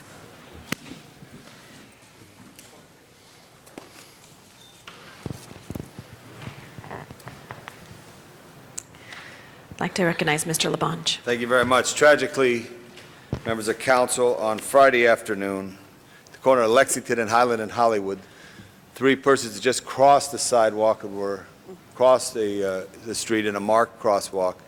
Were on the curb when a vehicle was trying to transverse Lexington Avenue from the east to the west, and a car coming southbound on Highland hit the car and hit that car into the sidewalk, where one person was fatally injured, one person lost their arm, and another person had minor injuries. This was a visitor to our city, 21-year-old Thai national Kanha Tao Wu A Akon, and tragically lost her life in this accident. The Department of Transportation and the Los Angeles Police Department are investigating it, and it's just so sad that anyone would lose their life to this situation. I ask that we adjourn in memory of Kanha Tao Wu Ad Aron. Thank you, Mr. Labange. Ms. Perry. Thank you very much, Madam Chair. I'd like to adjourn today in memory of a very special individual who was a good friend to me, my chief of staff, and everyone whose life he touched. His name was Charles Bud Hayes, and he dedicated his life to helping people who were recovering from drug and alcohol abuse throughout our city, from downtown to the San Fernando Valley. He died over the weekend in a motorcycle accident. His passion and commitment to helping the homeless and recovery community was a result of his personal struggles with addiction. After graduating from Chaminade High School in West Hills in 1969, he began to abuse alcohol and drugs. This once stellar scholar and student body president became homeless and turned to a 12-step program for recovery. Through this program, Bud was able to turn his life around, and he worked to help others in similar situations do the same. Throughout his life, he assisted in the development of more than 100 alcohol and drug programs, sober living centers, and shelters. He worked with human service organizations, including SRO Housing Corp in Los Angeles, a nonprofit dedicated to building a healthy community for people who are homeless and low-income people in our own Skid Row community. In this capacity, it was a pleasure to work closely with him, and I personally came to admire his drive, his determination, and his genuine passion. Earlier this year, Bud was honored for his work with social services and was named Chaminade's Distinguished Alumnus of the Year. Most recently, he served as Executive Director of the National Council on Alcoholism and Drug Dependence of the San Fernando Valley. He often used his own life story as inspiration for others. He helped many homeless people through the retelling of his personal struggles and pushed others to seek help, cycle out of addiction, and work towards stable lives. He is survived by his 12-year-old son, Kyle, his mother, Nancy, and a brother and sister. I can assure you he will be missed. His services will be held tomorrow, 10 a.m., Wednesday, at St. Bernardine's Catholic Church, located at 24410 Calvert Street in Woodland Hills. I know Mr. Zine would like to say something. All members. Mr. Zine. When you mentioned Bud, you mentioned Chaminade, I was at that breakfast where he was honored. Really? And where he talked about his life and how his life went through so many challenges. Until you mentioned, I didn't know he passed, but that was just recently where he got awarded that. They have an annual breakfast at Chaminade Distinguished Alumni, and he received that. It's so tragic because his life had turned around. He helped so many people. God bless him, and please add me to that. Thank you. Yes, I think we'd like to add all members, and I'd just like to comment as well.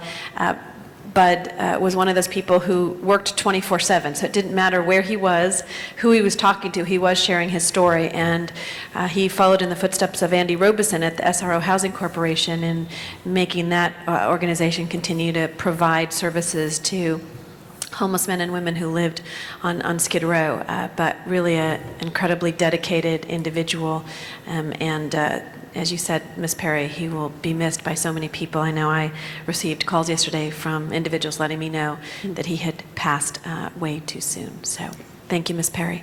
Mr. Rosendahl. Yeah, it's a sad day to announce that Howard Drollinger died. Howard was 84 years old. Last time I saw him was on his 84th birthday. Got a chance to give him a certificate. He had just come out of the hospital where he'd been in with pneumonia. He died Sunday night. He is Mr. Westchester. If anybody is a historic figure in our great city and an area of it, it's Howard Drollinger. He loved people, he loved community, he loved civic involvement. He was a huge philanthropist. He put money where his mouth was all over the place. And if I could just read a few lines, for decades, Howard Drollinger defined civic leadership in Westchester. Building on his mother's legacy, he helped give birth to downtown Westchester.